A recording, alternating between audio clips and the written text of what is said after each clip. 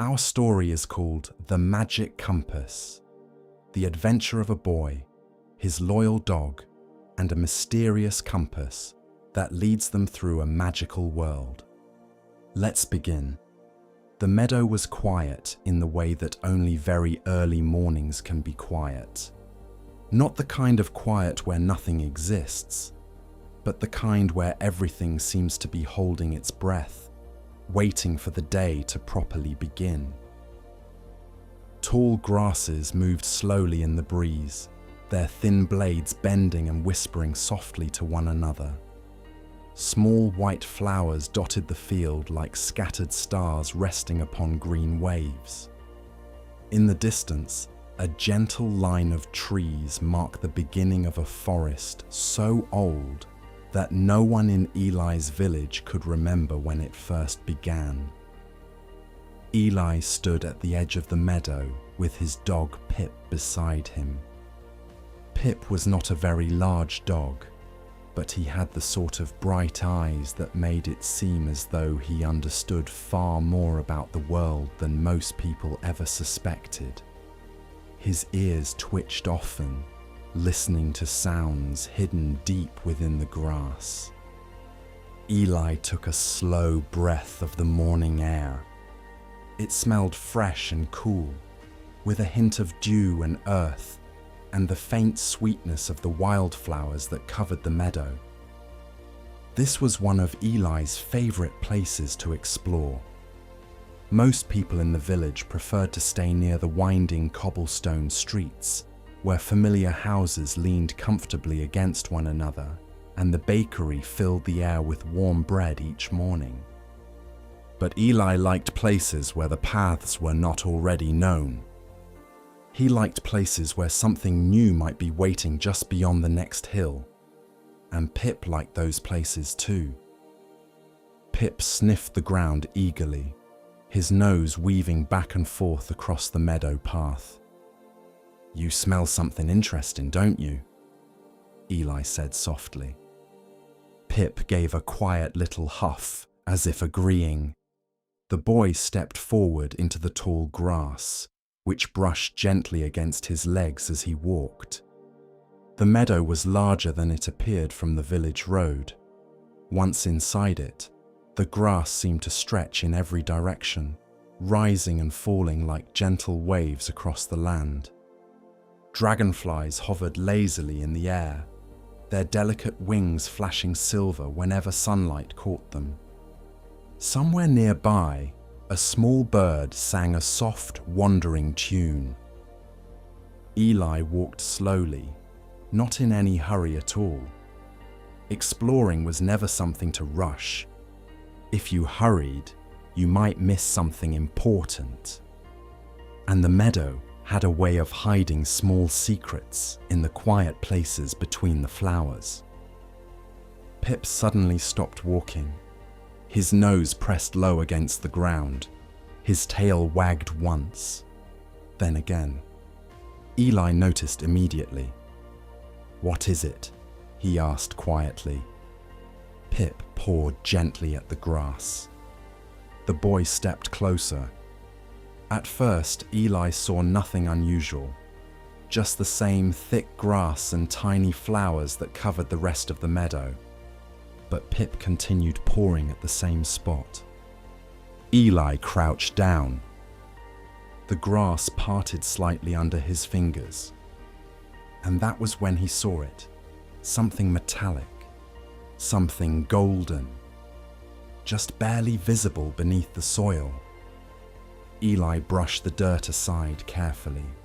Little bits of earth crumbled away. Slowly, something round emerged. It was about the size of Eli's palm, a small circular object made of warm golden metal. Eli lifted it gently from the ground.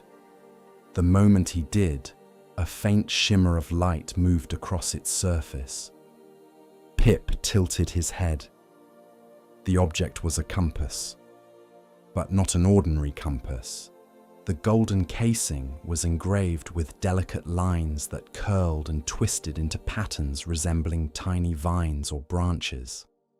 At the center of the compass face, beneath the glass, a needle floated lightly above a pale silver background. Yet something about the compass was unusual. Instead of pointing steadily in one direction, the needle spun slowly in a lazy circle. Eli turned the compass in his hands. "That's strange," he murmured. The needle continued spinning. Once, twice, 3 times. Then something changed. The needle slowed, very slowly, until it stopped. It pointed directly toward the distant forest at the far side of the meadow. Eli looked up. From here, the forest looked calm and quiet, its tall trees forming a deep green wall against the horizon. Pip sniffed the compass. Then he looked toward the forest, then back to Eli. The boy smiled slightly.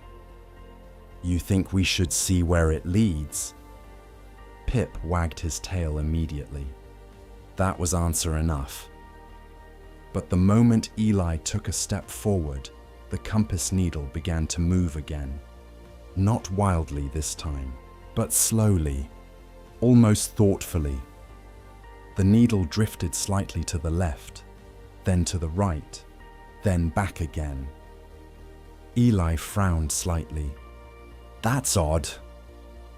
He held the compass steady, but the needle refused to settle. Instead, it rotated gently, circling around and around as if searching for something invisible. Pip watched the compass carefully. Then Pip turned in a slow circle himself and sniffed the air.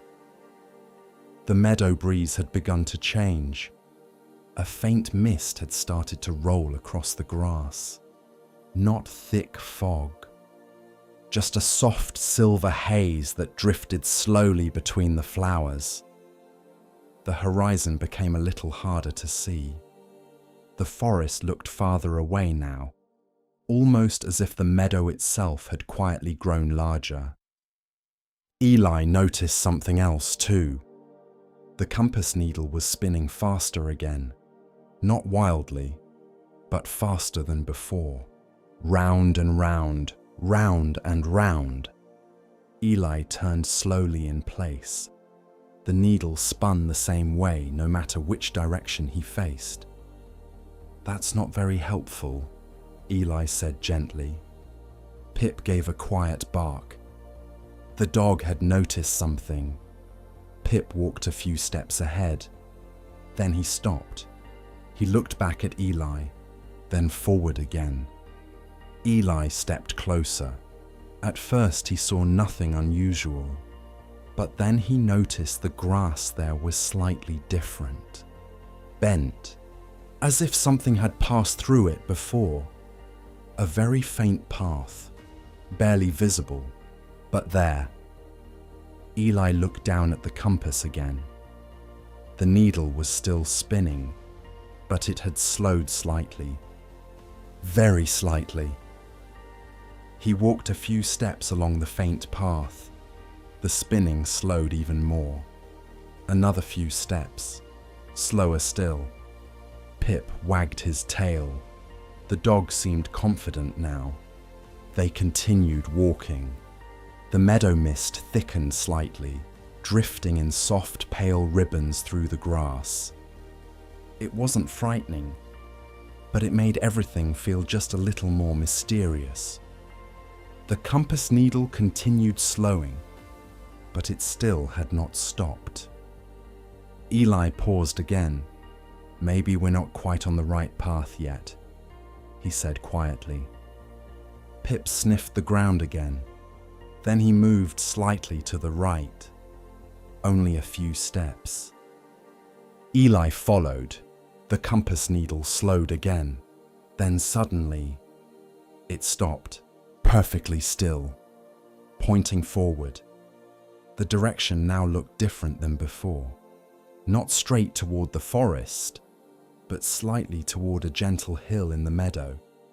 Eli raised an eyebrow. That's interesting. The compass had chosen a new direction, one that had not been obvious before. Pip gave a satisfied little bark. Eli smiled. "Well then," he said softly, "I suppose we should follow it." The mist continued drifting quietly across the meadow. The golden compass rested warm in Eli's hand. And somewhere beyond the hill ahead, something unknown waited patiently to be discovered. Eli and Pip began walking again, not quickly, just steadily, toward wherever the compass wished to lead them. And as they walked, neither of them noticed that the golden compass had begun to glow, very faintly, just a tiny hint of warm golden light. As if the compass was quietly waking up, and as if their journey had only just begun, Eli and Pip continued across the wide meadow as the golden compass rested warm in the boy's hand. The tall grass moved slowly around them, brushing softly against Eli's sleeves as the morning breeze passed through the field. The mist that had drifted into the meadow earlier was still present, but it had thinned slightly now, leaving faint silver ribbons between the flowers. Sunlight stretched across the open land in long golden beams. Somewhere far above, a hawk glided silently across the sky. Eli glanced down at the compass again. The needle pointed steadily ahead. Unlike before, it no longer spun or wandered. It seemed confident now. Pip trotted beside him, nose close to the ground. The dog paused occasionally to sniff something interesting in the grass before catching up again. The meadow rose slowly into a gentle hill ahead. As Eli reached the top, he slowed. The land opened out slightly here, and that was when he noticed something unusual. The tall grass had parted in 3 directions. 3 narrow paths stretched away from the hilltop clearing. One curved left, disappearing behind a low rise where the grass grew thicker.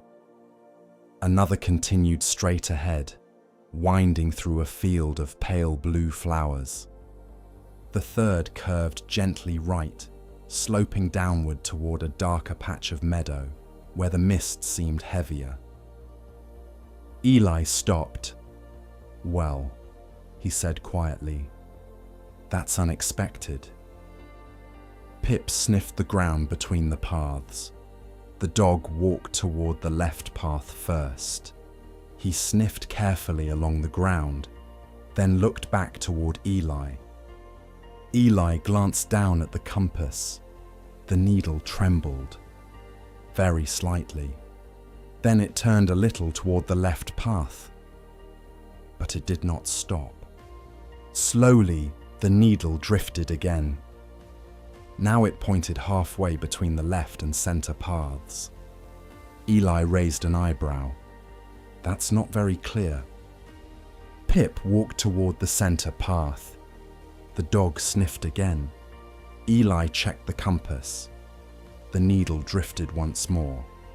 This time it pointed slightly toward the right path. Then it moved again, round and round. The needle spun slowly in a lazy circle. Eli frowned slightly. "That's odd." The compass had been perfectly steady before. Now it seemed confused again. Eli stepped forward toward the center path. The needle slowed, but it did not stop. He stepped toward the right path. The needle turned again, then began drifting back toward the center. Pip sneezed softly. Eli laughed quietly. "I agree. This isn't very helpful." The wind brushed across the hilltop clearing. The tall grass swayed gently. And that was when Eli noticed something else. Near the center of the clearing, half hidden beneath the grass, a short stone pillar rose from the earth. It was weathered and pale. The top had been worn smooth by many seasons of wind and rain. Eli crouched beside it. Pip immediately began sniffing the base of the stone. The boy brushed the grass aside. Strange carvings appeared across the surface of the marker. 3 arrows. Each arrow pointed toward one of the 3 paths, but beneath each arrow was a symbol. The first arrow had a symbol that looked like a curved feather. The second arrow had a spiral. The third arrow had 3 small lines that resembled blades of grass bending in the wind. Eli studied them quietly. "What do you think these mean?" he asked Pip. Pip tilted his head. The dog looked at the stone, then toward the paths, then back to Eli.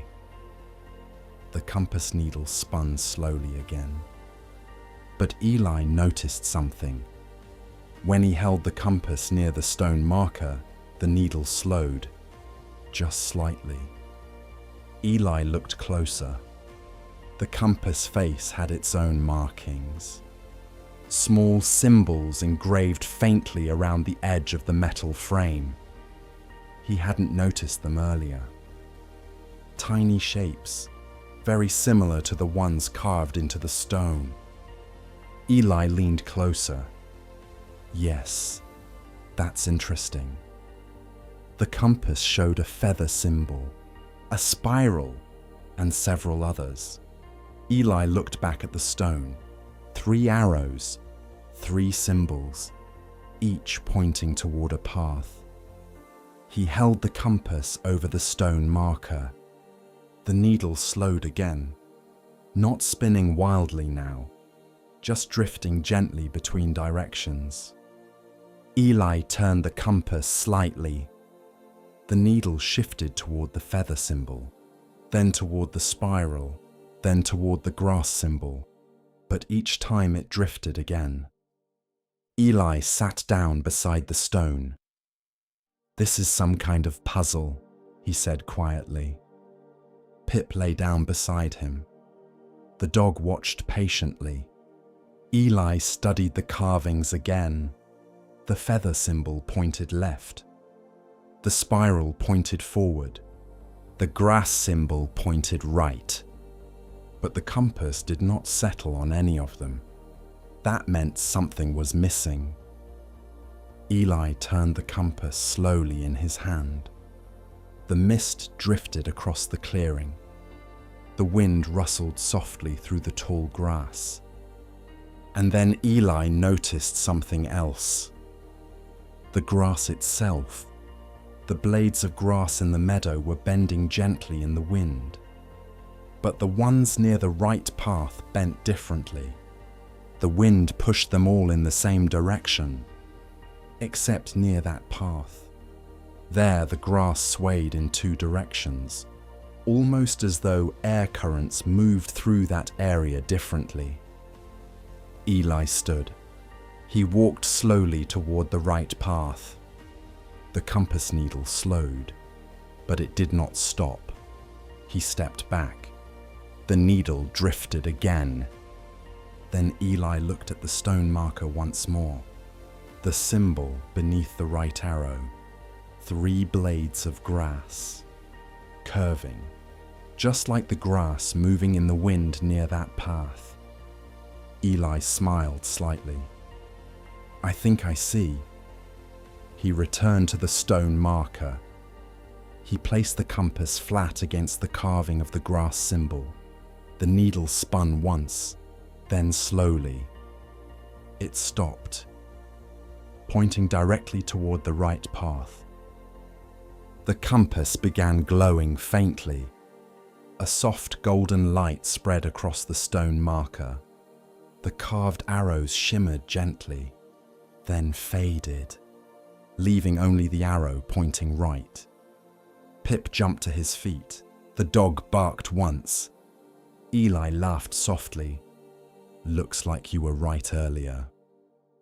The boy picked up the compass. Now the needle pointed firmly down the right path. It did not drift. It did not spin. It simply pointed, clear and steady.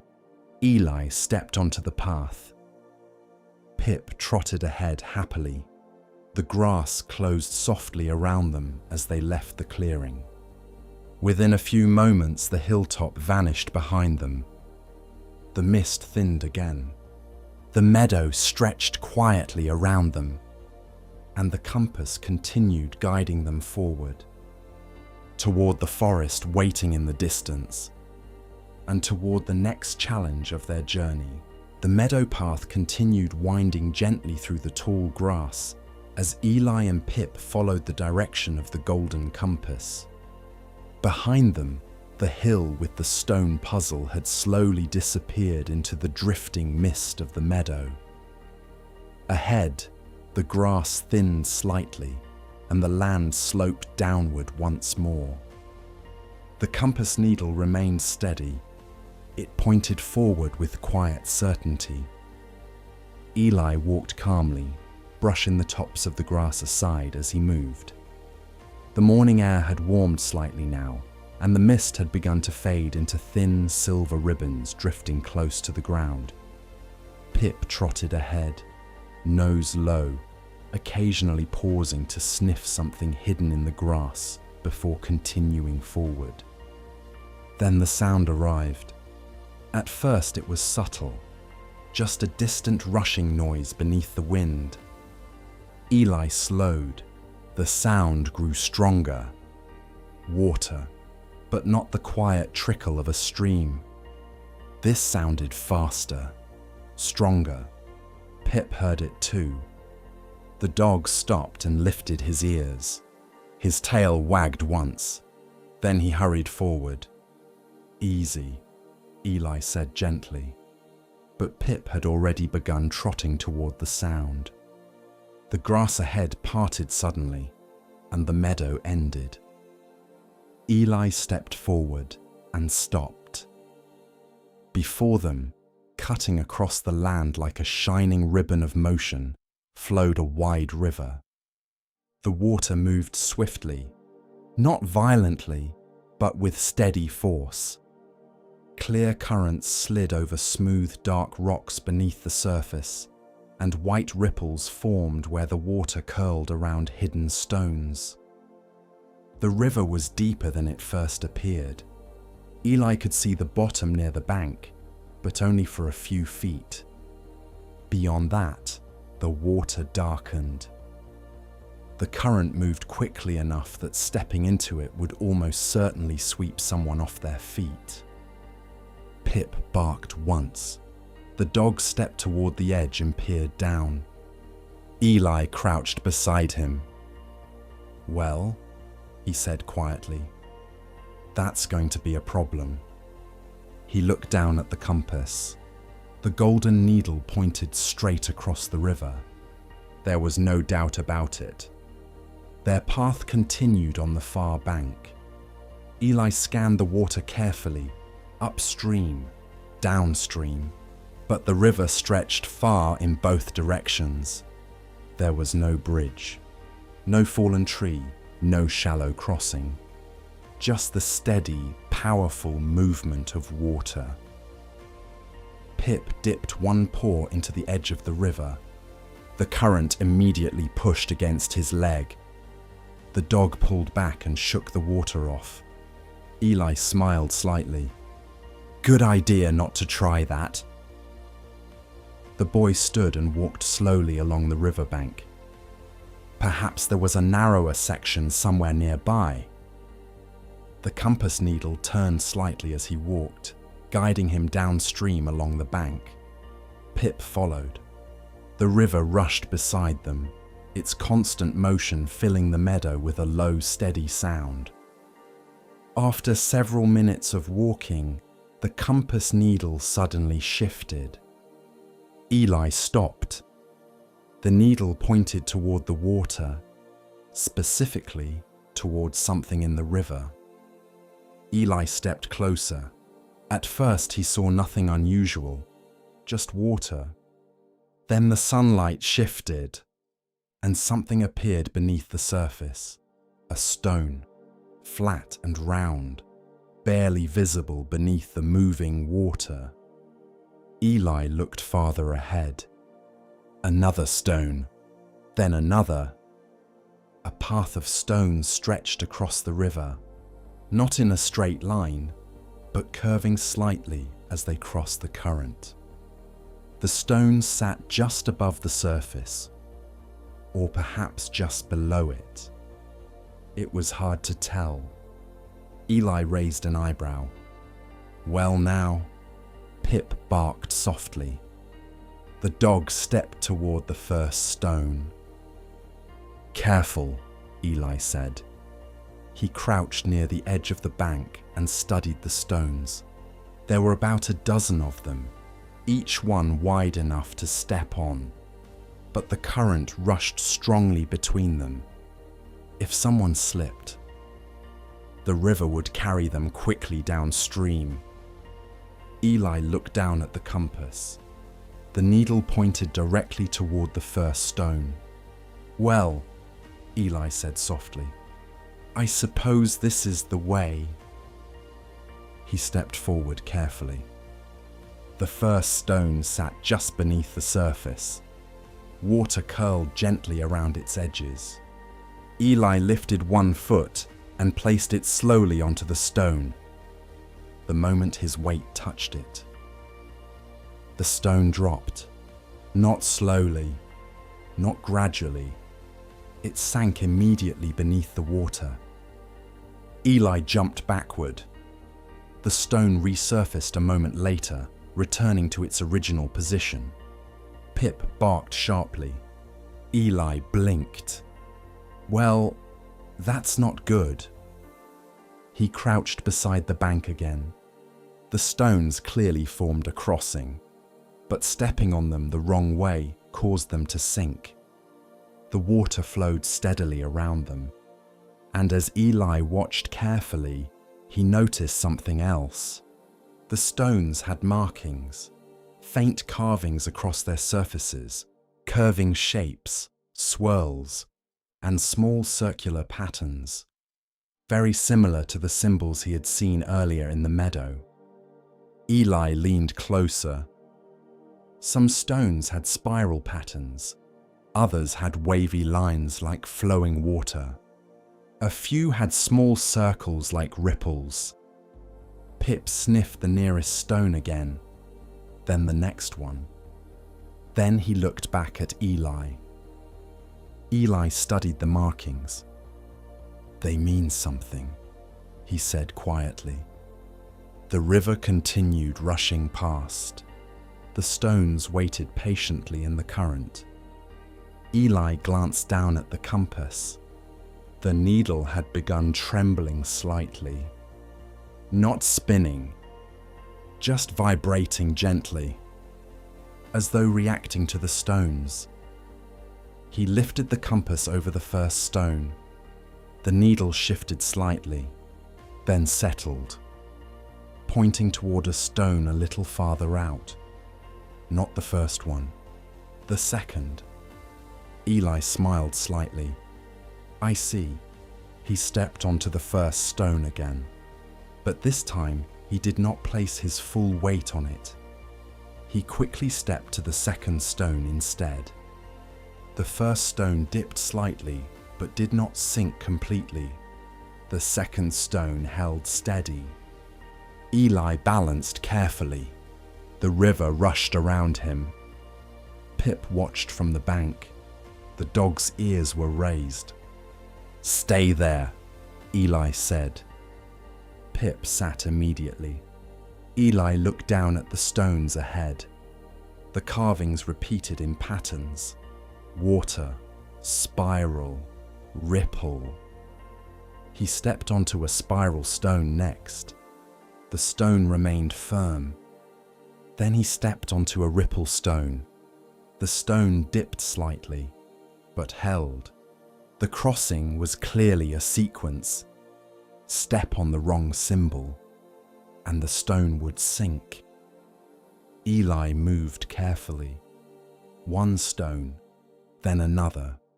The river's current pulled strongly around the stepping path.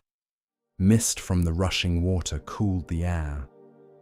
Halfway across the river, Eli paused.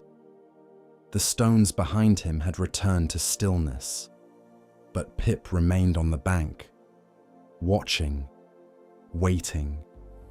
Eli looked back. Well, Pip tilted his head.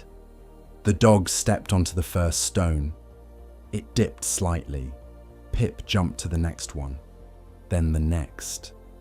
The dog followed Eli's exact path, stone by stone. But when Pip reached the middle stone, he hesitated. The current surged around them. The dog looked unsure.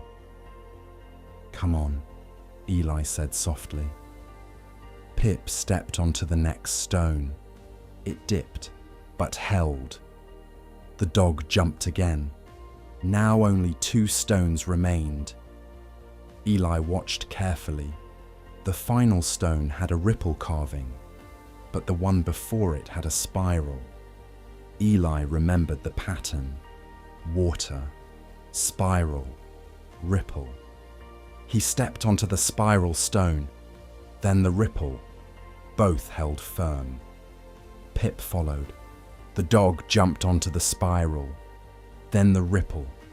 The final stone chimed softly beneath their feet. A deep musical tone echoed across the water.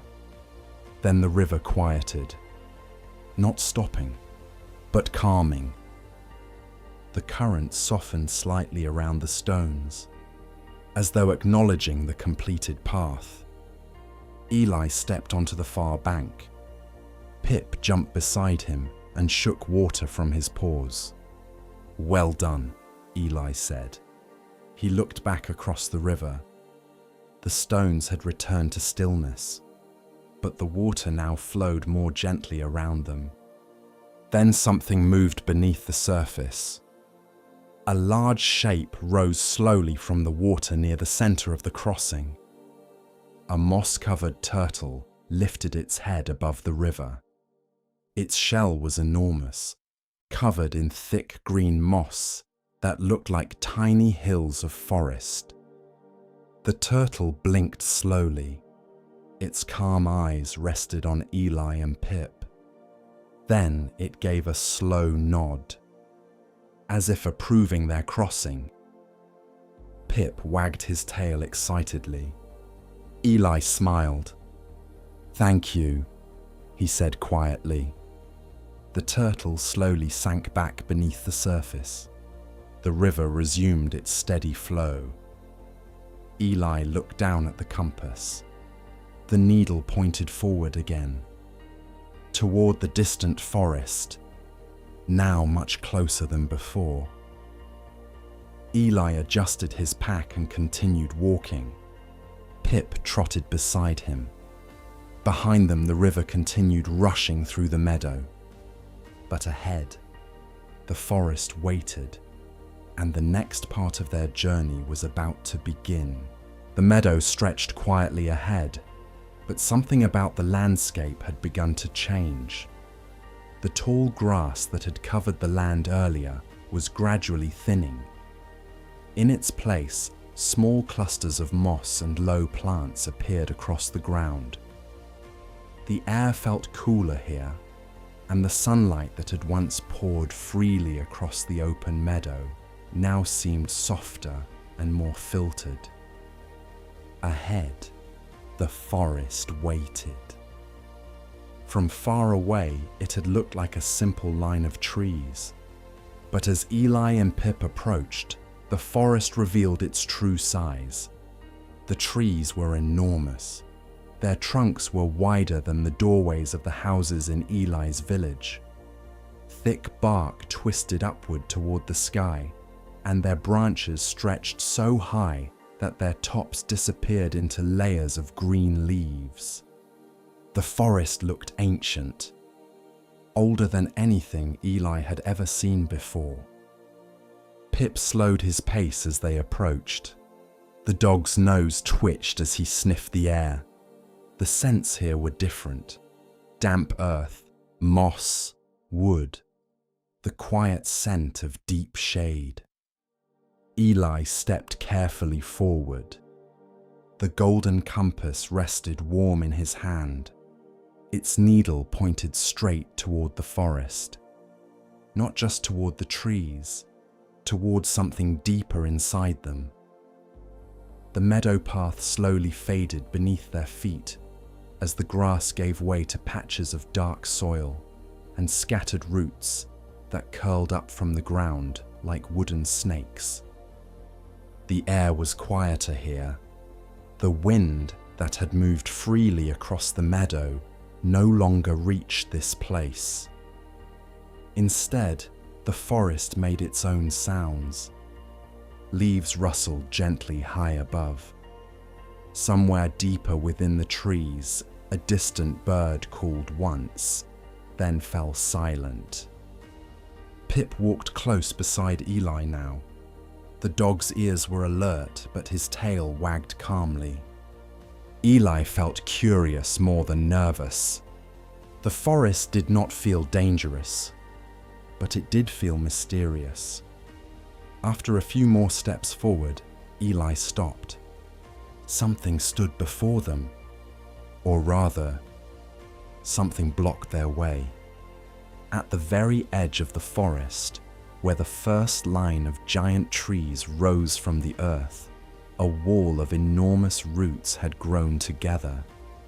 The roots twisted upward from the ground, curling and weaving around one another in thick wooden arcs. Some roots rose as tall as Eli's shoulders. Others formed loops and arches that crossed over each other. Together, they created a natural barrier across the forest entrance. At the center of this barrier was a great archway, formed by two massive roots curving toward each other. But the archway was sealed. Smaller roots had grown across the opening, twisting together like the fingers of two hands clasped tightly shut. Eli stepped closer. The roots were not entirely still. They moved, slowly, almost too slowly to notice at first, but they shifted, tightening, relaxing, curling around each other like living wood. Pip sniffed the nearest root, then he stepped back. Eli crouched beside the base of the arch. Embedded within the roots were several smooth wooden circles. Each one had carvings etched into its surface. Symbols, the same style of symbols Eli had seen before. Spirals, ripples, curving shapes that resembled leaves, and one symbol shaped like a swirling gust of wind. Eli examined them carefully.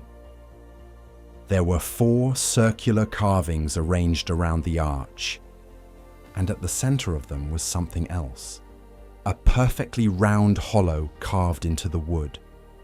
It was exactly the size of the golden compass. Eli raised an eyebrow. "Well," he murmured quietly, "that seems rather convenient." Pip sat down beside him, watching patiently. Eli lifted the compass. The golden metal shimmered softly in the shade of the forest. For a moment he hesitated. Then he gently placed the compass into the circular hollow. The moment it settled into place, the compass began to glow. A soft golden light spread across the wood of the roots. The needle spun once, twice, then it slowed and stopped, pointing toward the spiral symbol. Eli noticed something else. The wooden disc with the spiral symbol could move. He placed his hand on it. It turned slowly beneath his fingers. Eli rotated the symbol. As it moved, the roots above the arch shifted slightly. Wood creaked softly.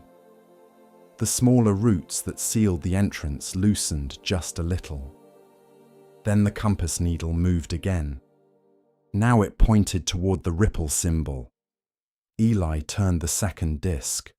More roots shifted. The barrier loosened further. But suddenly the compass needle spun rapidly again. The roots snapped back together. The entrance sealed once more. Eli blinked. Well, that wasn't quite right. Pip tilted his head. Eli studied the symbols again. Spiral, ripple, leaf, wind. Perhaps the order mattered. He removed the compass and reset the symbols. Then he placed the compass back into the hollow. The needle spun again. This time it pointed toward the wind symbol. Eli turned the wind disc. The roots shifted. The arch loosened slightly. The needle moved again. Ripple. Eli rotated the ripple disc. The roots creaked again.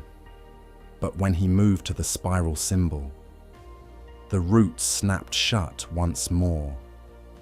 The puzzle had reset again. Eli sighed softly. All right, so it's not that simple. The forest around them remained quiet. Pip lay down in the moss beside the roots. The dog seemed content to wait. Eli studied the symbols again.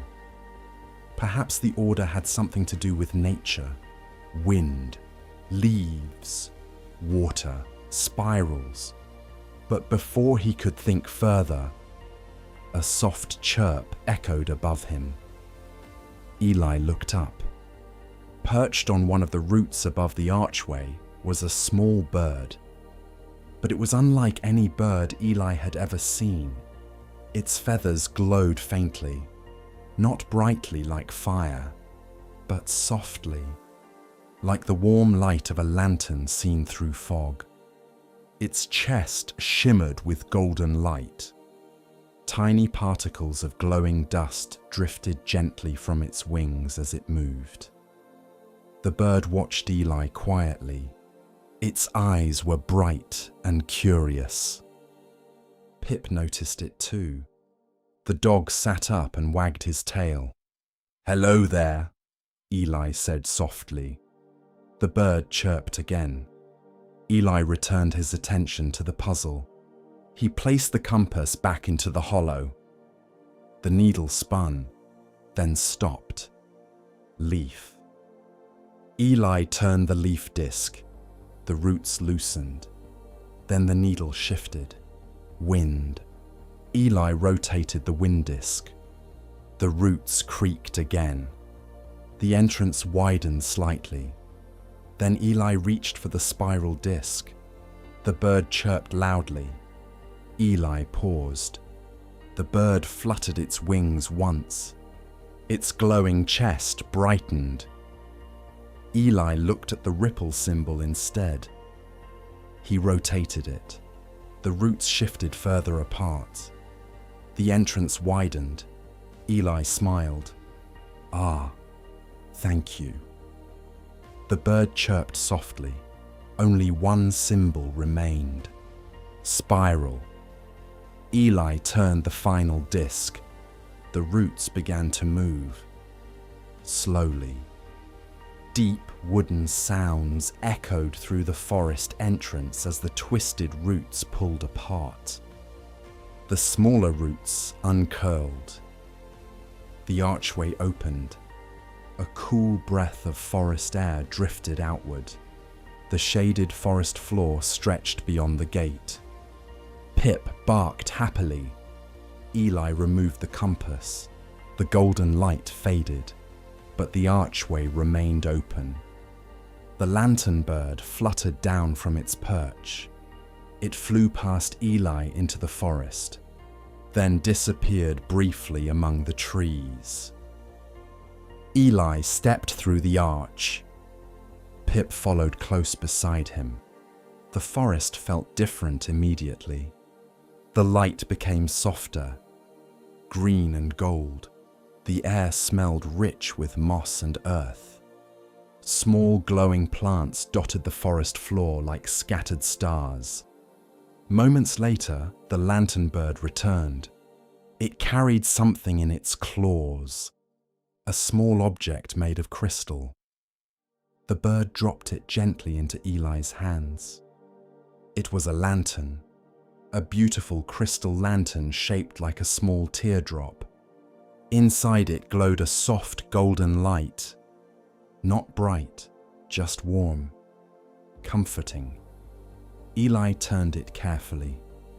The light inside the lantern pulsed gently like a heartbeat.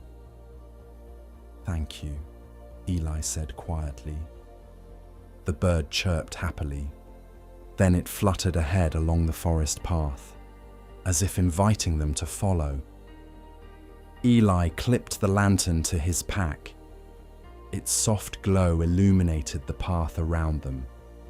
He glanced down at the compass once more. The needle pointed deeper into the forest. Eli smiled.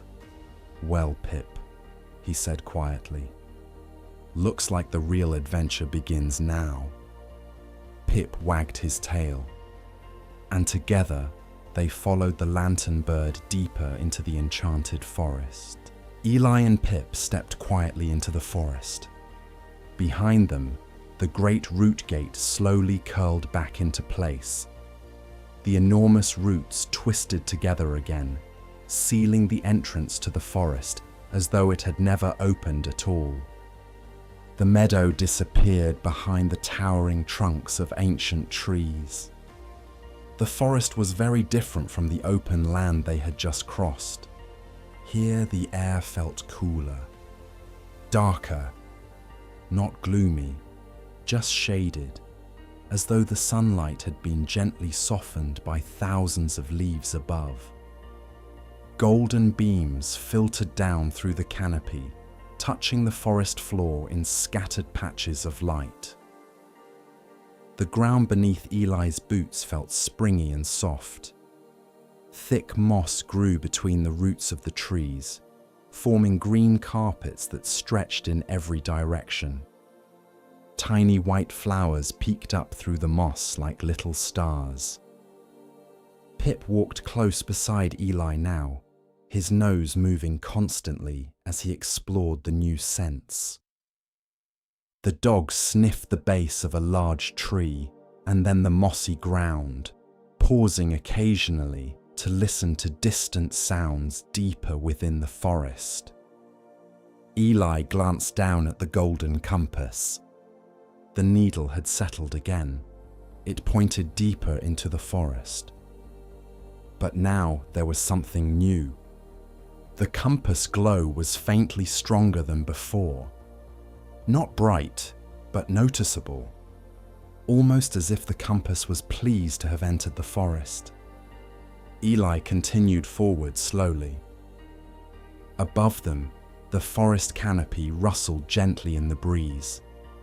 Somewhere far overhead, leaves brushed against one another in soft whispers. The forest smelled rich and alive, damp wood, fresh moss, earth. Occasionally, the distant call of an unfamiliar bird echoed through the trees. After several minutes of walking, Pip suddenly stopped. His ears lifted. The dog stared ahead. Eli slowed. "What is it, Pip?" Pip gave a small bark. Then something moved between the trees. A flash of warm golden light. The lantern bird. The small glowing bird from the root gate fluttered gently from one branch to another, its soft light glowing through the leaves like a tiny floating lantern. The bird landed on a low branch and tilted its head. Its glowing chest illuminated the bark of the tree in warm amber tones. "Hello again," Eli said quietly. The bird chirped softly. Then it fluttered farther ahead along the forest path. Pip wagged his tail. Eli smiled slightly. "I suppose we should follow." They continued walking. The lantern bird moved ahead of them, never flying too far away. It would glide forward through the trees, then land and wait until Eli and Pip caught up again. Soon Eli noticed something unusual. Small lights dotted the forest ahead. At first he thought they were fireflies, but they were different. These lights remained still. Each one glowed softly from the trunk of a tree. Curious, Eli stepped closer. The glowing marks were symbols, carved faintly into the bark. Each symbol shimmered gently with the same warm color as the lantern bird. Eli leaned closer. The carvings looked ancient. Spirals, leaves, waves, wind shapes. Similar to the symbols he had seen earlier on the root gate and river stones. Eli looked down at the crystal lantern hanging from his pack. The lantern glowed softly. He lifted it slightly. As he did, something interesting happened. The symbol on the tree brightened. Then another symbol appeared slightly farther down the path. Then another. Eli blinked. Ah! The lantern was revealing the trail. Without the lantern, the forest path would have been almost invisible. The lantern bird fluttered forward again. The glowing symbols continued deeper between the trees. Eli followed. The path curved gently left and right through enormous tree trunks that rose like pillars of a cathedral. The deeper they walked, the thicker the forest became. Large roots crisscrossed the ground. Ferns grew in clusters, and strange glowing mushrooms appeared occasionally near fallen logs. After a while, Eli noticed something strange. The symbols began branching. Two glowing trails appeared. One continued straight ahead. Another curved to the right. Eli paused. The lantern bird perched above the right path, but the compass needle pointed straight ahead. Eli frowned slightly. "That's curious." Pip sniffed the right path, then the straight path. The dog seemed unsure. Eli held up the lantern. Both paths revealed glowing symbols. But something was different. The symbols on the straight path were faint, almost fading. The ones on the right path glowed brighter. The lantern bird chirped softly. Eli studied the trees carefully. The straight path looked easier. The ground was smooth. The trees were spaced widely. The right path wound through thicker forest. More roots, more fallen logs, more shadows. Eli looked at the compass again. It still pointed straight, but the lantern-lit symbols told another story. Eli crouched beside the nearest tree. The symbol there was a leaf, but beneath the leaf carving was something else. Another faint mark, almost hidden. A small crack in the bark where the symbol had been altered. Eli stood slowly. "I think someone changed the trail." The forest was quiet, but Eli realized something. The lantern symbols were not permanent. They were reflections of something hidden beneath the bark. Perhaps someone, or something, had moved the carvings. Eli walked toward the straight path. The symbols grew weaker. Eventually, they disappeared entirely. The lantern revealed nothing. Eli returned to the fork. Then he walked along the right path. The symbols grew stronger, brighter, more frequent. Pip barked softly. "That seems more promising," Eli said. They followed the right path. The lantern bird fluttered happily ahead. Soon the forest grew thicker. The trees leaned closer together. Their branches intertwined high above, creating an archway of leaves. The light here was dimmer, but the lantern glowed warmly. Its golden light reflected off the moss and bark.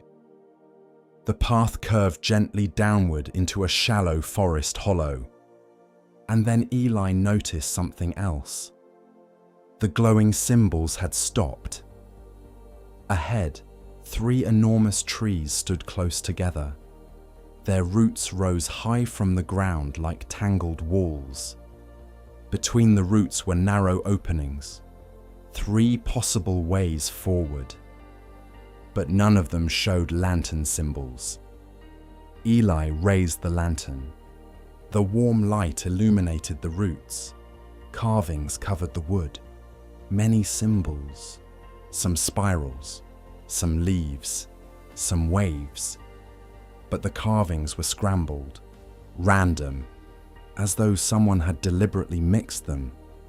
Pip sniffed one opening, then another, then the third. The dog barked once. Eli looked down at the compass. The needle trembled slightly. The forest had presented another puzzle. Eli stepped closer to the roots. Some symbols were carved deeper than others. Some were worn smooth. He lifted the lantern closer. The deeper carvings reflected more light. Perhaps the lantern revealed the correct sequence. Eli traced the symbols slowly. Leaf, spiral, wave, wind. He stepped back and looked again.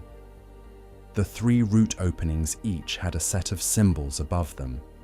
The first opening had spiral to wave. The second had leaf to spiral. The third had wave to wind. Eli thought for a moment. Earlier puzzles had followed natural patterns. Wind moves leaves. Leaves fall into water. Water creates spirals. Spirals become ripples. Eli studied the openings again. The correct order might be wind to leaf to water to spiral. But which entrance matched that sequence? He raised the lantern again. The lantern light revealed a faint additional symbol above the second opening. Wind. Almost invisible without the lantern. Eli smiled slightly. That must be it. He stepped toward the second opening. Pip followed. The lantern bird chirped softly from above. Eli stepped between the massive roots. Nothing moved. No traps. No shifting roots. Just a narrow forest path continuing deeper into the woods. The lantern symbols reappeared on the trees ahead. Eli looked back once more. The other root openings slowly filled with shadows as the lantern light faded from them. The forest had chosen the correct path. Pip wagged his tail. Eli adjusted the lantern and glanced at the compass again. The needle pointed forward, deeper, farther into the lantern forest. "Ready, Pip?" Eli said softly. Pip barked once, and together they continued down the glowing forest trail, leaving the tangled root puzzle behind them as the forest slowly grew darker and more mysterious around them. The forest grew quieter as Eli and Pip continued along the lantern-lit trail. The glowing symbols on the trees appeared regularly now, each one softly illuminated by the warm light of Eli's crystal lantern.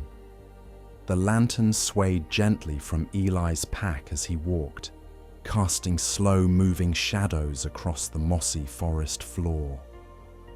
Above them, the canopy thickened. Branches overlapped like the ceiling of an enormous green hall, filtering the sunlight into faint ribbons that drifted lazily between the leaves. The air smelled richer here. Moss, old bark, damp earth, and something faintly sweet, like the scent of flowers that bloomed somewhere deeper in the forest. Pip trotted beside Eli, occasionally stopping to sniff a root or investigate a fallen branch before hurrying forward again. The lantern bird was gone now. It had fluttered away earlier, disappearing into the deeper forest. But the lantern symbols remained, glowing faintly on tree trunks ahead. Eli walked calmly, letting the compass guide him. After several minutes, the trees began spreading farther apart. The forest floor sloped gently downward. The moss grew thicker here, forming soft green hills between the roots. Then the glowing symbols stopped. Eli slowed. The path ended in a circular clearing. It was unlike any place they had seen so far in the forest. The ground in the clearing was smooth and flat, covered in pale grey stone rather than soil or moss. At the center of the clearing stood a ring of large standing stones. Each stone was twice Eli's height. Their surfaces were covered with ancient carvings, symbols, spirals, lines, strange shapes that twisted across the stone like flowing water. Eli stepped cautiously into the clearing. Pip followed. The dog sniffed the stone ground curiously. The compass needle trembled slightly in Eli's hand. He raised the crystal lantern. As the lantern light touched the standing stones, something extraordinary happened. The carvings began to glow. Soft silver light spread across the symbols, illuminating the entire circle. The forest around them grew even quieter. Then Eli heard it. A whisper, very faint, almost like the sound of wind moving through leaves. But there was no wind. The whisper came from the stones themselves. Soft murmuring sounds drifted through the clearing. Eli leaned closer. The whispers weren't words exactly. They were fragments, hints, echoes of sounds carried through the forest, almost like the stones were remembering voices from long ago. Pip's ears lifted. The dog barked softly. Eli walked slowly around the circle of stones. Each stone had a different symbol carved deeply into its surface. Leaf, spiral, water, wind, moon, and others Eli had never seen before. At the center of the circle was a flat stone pedestal. The pedestal had a shallow indentation carved into it. Eli raised an eyebrow. That looks familiar. He lifted the crystal lantern. It fit perfectly into the indentation. The moment he placed it down, the lantern's glow intensified. Golden light spread outward across the pedestal and up the surrounding stones. The whispers grew louder, but they were still calm, not frightening, just curious, as though the stones were awakening. Then the carvings began moving, not physically, but the light within them shifted. Symbols brightened and dimmed. Some glowed brightly, others faded. The circle of stones had become a puzzle. Eli stepped back. The pedestal with the lantern now illuminated a pattern across the stones. 4 symbols glowed brighter than the others: leaf, wind, water, spiral. Eli studied them carefully. The order seemed familiar. He had seen these symbols before. On the river stones, on the forest roots, nature's patterns. Wind moves leaves, leaves fall into water, water forms spirals. Eli walked toward the stone marked with the wind symbol. The symbol glowed brighter as he approached. He placed his hand on the carving. The whispers changed. The sound of wind rustling through branches filled the clearing. Then the symbol dimmed. The leaf symbol brightened. Eli walked to the leaf stone. When he touched it, the whisper became the sound of falling leaves. Then the water symbol glowed. Eli touched that stone. The whisper became flowing water. Finally, the spiral stone lit up. Eli touched it. The whispers suddenly stopped. The clearing fell silent. Then the pedestal began to move. The center of the stone circle shifted slowly. A hidden compartment opened beneath the lantern. Inside was something rolled tightly. A thin piece of pale parchment. Eli lifted it carefully. It was a map, but not an ordinary map.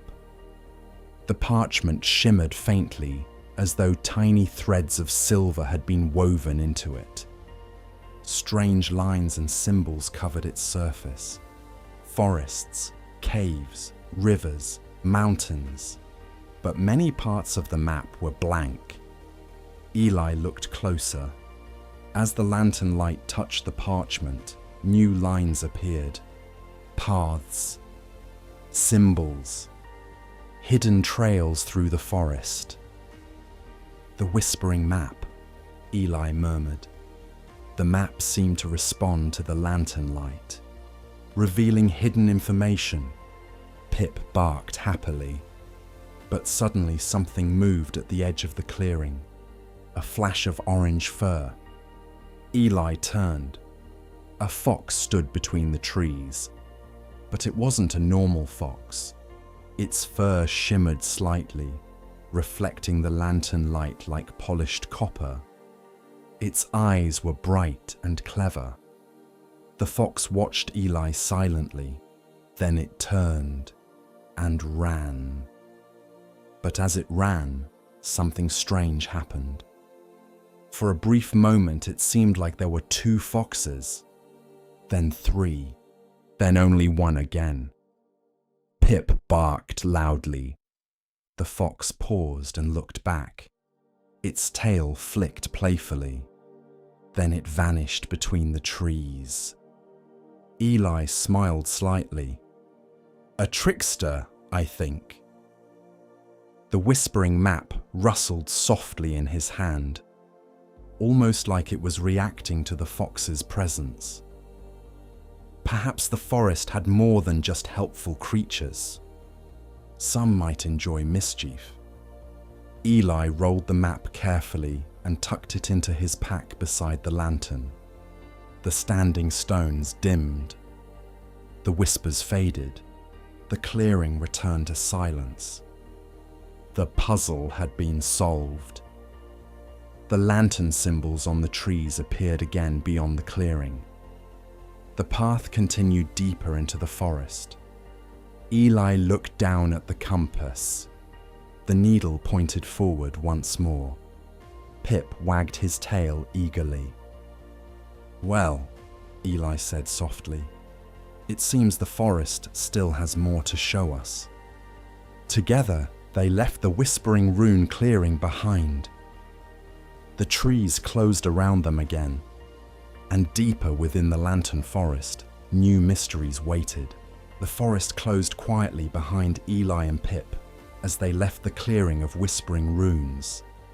The tall standing stones faded into the shadows of the trees, and the gentle murmuring voices of the ancient carvings disappeared until the forest once again returned to its calm, natural silence.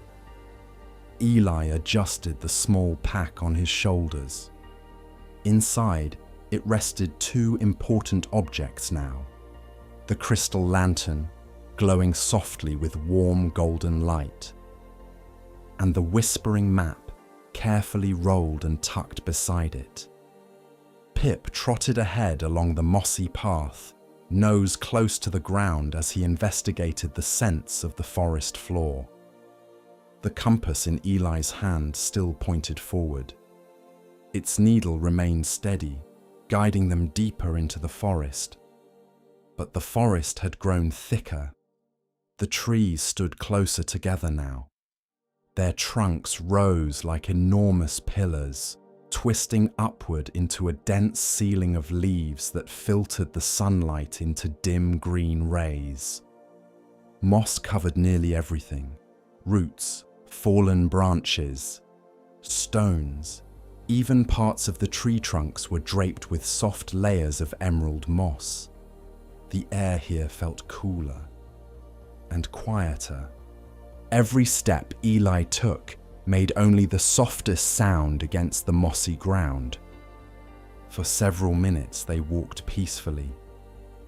Then Pip stopped. His ears lifted. The dog sniffed the air. Eli slowed beside him. "What is it?" he asked quietly. Pip gave a short bark. Eli looked ahead. Something strange was happening between the trees. At first it looked like fog, thin pale clouds drifting low across the forest floor. But as Eli stepped closer, he realized the mist wasn't coming from the air.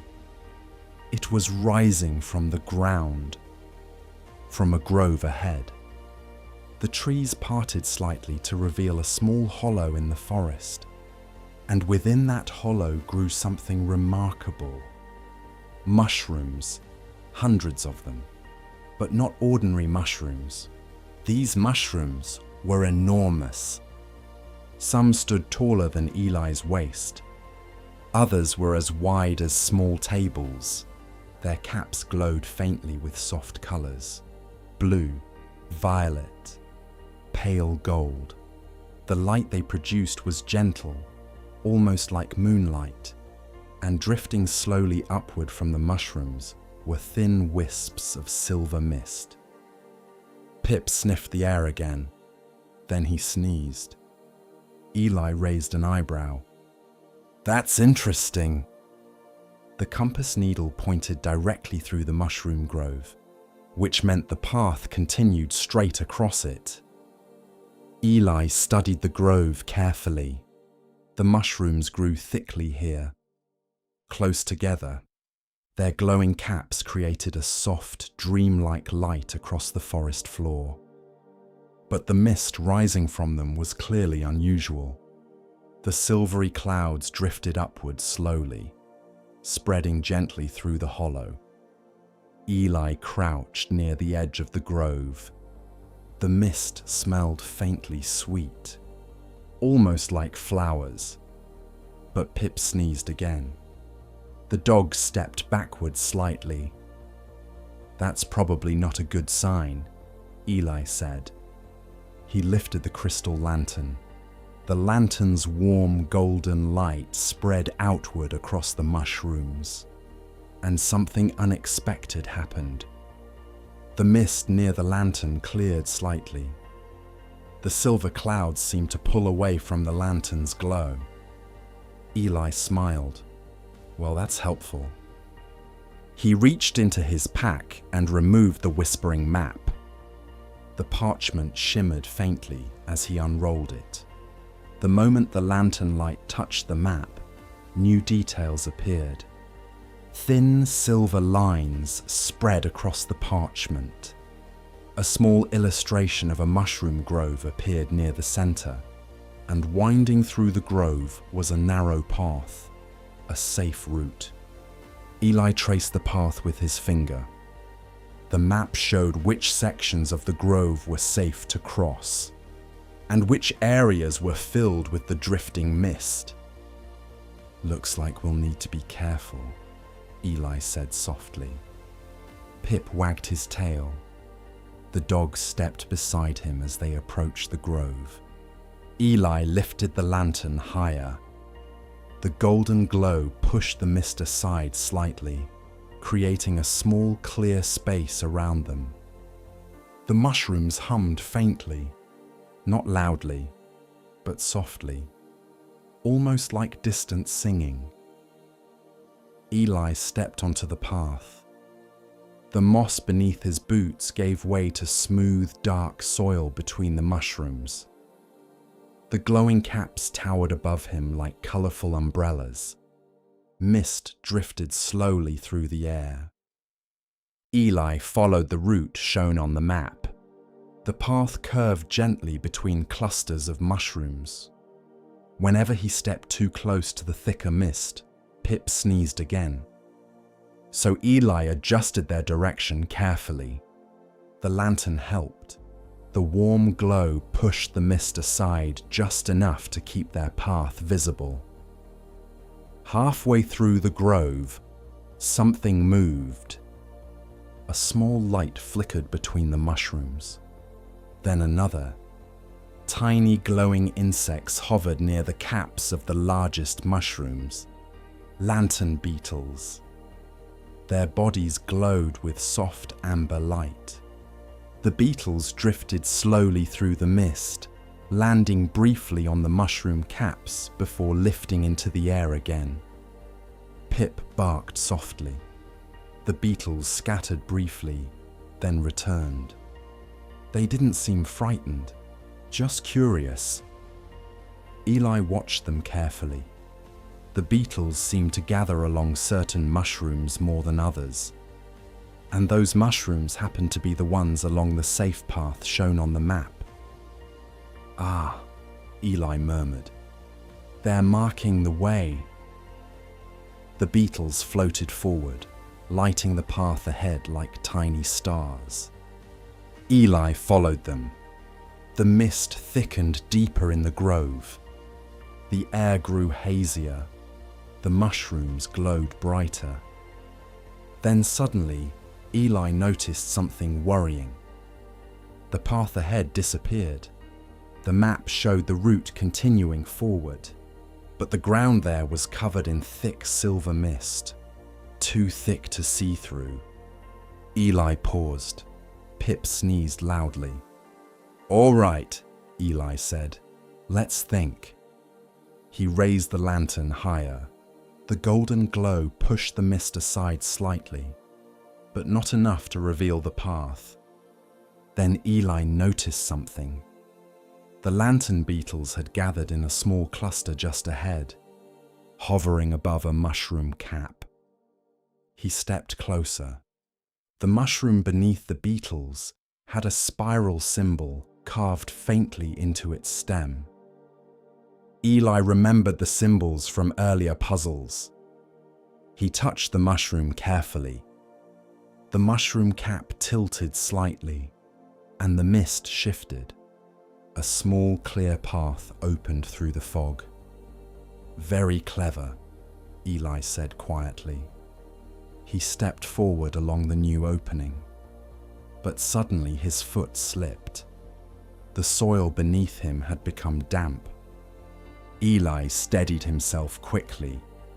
The mist had nearly hidden a shallow dip in the ground. Pip barked in alarm. "I'm all right," Eli said calmly. He moved slowly now. Carefully, the path curved between two enormous mushrooms whose glowing caps nearly touched overhead. The mist grew thicker again, but the lantern beetles gathered along the next mushroom ahead. Again, the stem carried a carved symbol. Eli pressed it gently. The cap tilted. The mist parted again. A new section of path appeared.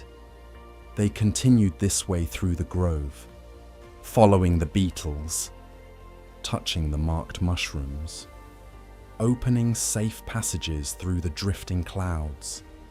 Finally, the mist began to thin. The mushrooms grew smaller. The glowing caps faded from bright violet to pale gold. Then the grove ended. Eli stepped onto solid moss again. Fresh forest air replaced the sweet mist. Pip shook himself and wagged his tail happily. "Well done," Eli said. Behind them, the mushroom grove glowed softly in the shadows. The lantern beetles drifted slowly back into the mist. The puzzle had been solved. Eli rolled the whispering map and returned it to his pack. The crystal lantern continued glowing gently. The compass needle pointed forward once more. The forest ahead grew darker and deeper. Eli looked down at Pip. "Ready to keep going?" Pip barked once, and together they followed the compass deeper into the lantern forest, leaving the glowing mushroom grove quietly behind them. Behind them, the soft lights of the mushroom grove faded slowly between the trees. The lantern beetles drifted back into their glowing forest hollow, and the sweet silver mist settled quietly once more beneath the giant mushroom caps. Ahead, the forest floor rose gradually into a gentle slope. The moss here was thicker. The roots of the trees twisted upward from the soil like ancient wooden pathways, weaving between stones and fallen logs. Eli walked carefully, holding the compass in one hand and occasionally lifting the crystal lantern so its warm golden light could reveal the symbols hidden on the bark of nearby trees. The lantern symbols appeared less frequently now. Instead of glowing on every few trees, they appeared farther apart. The forest had grown older here. The trunks were larger, their bark darker and more deeply grooved. Some trees leaned heavily toward each other, their branches intertwined high above like the beams of an enormous wooden roof. The air smelled different too, less like fresh moss and more like deep stone and damp earth. Pip slowed beside Eli. The dog's ears lifted slightly. He sniffed the air once, then again. Eli noticed. "What is it?" he asked quietly.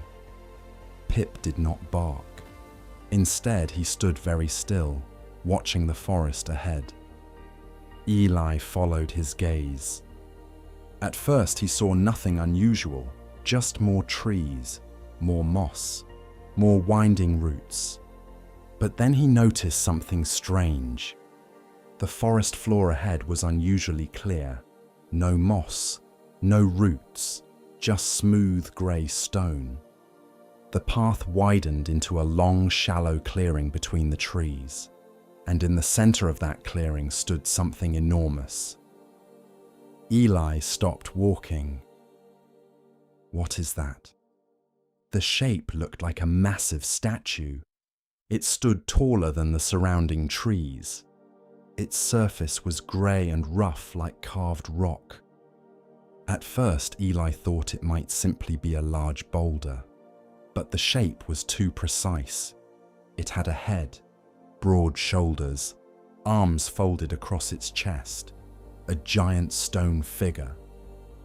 The figure sat against the trunk of an ancient tree as though resting. Its head tilted slightly downward, its eyes closed. Eli stepped slowly forward. Pip stayed close beside him.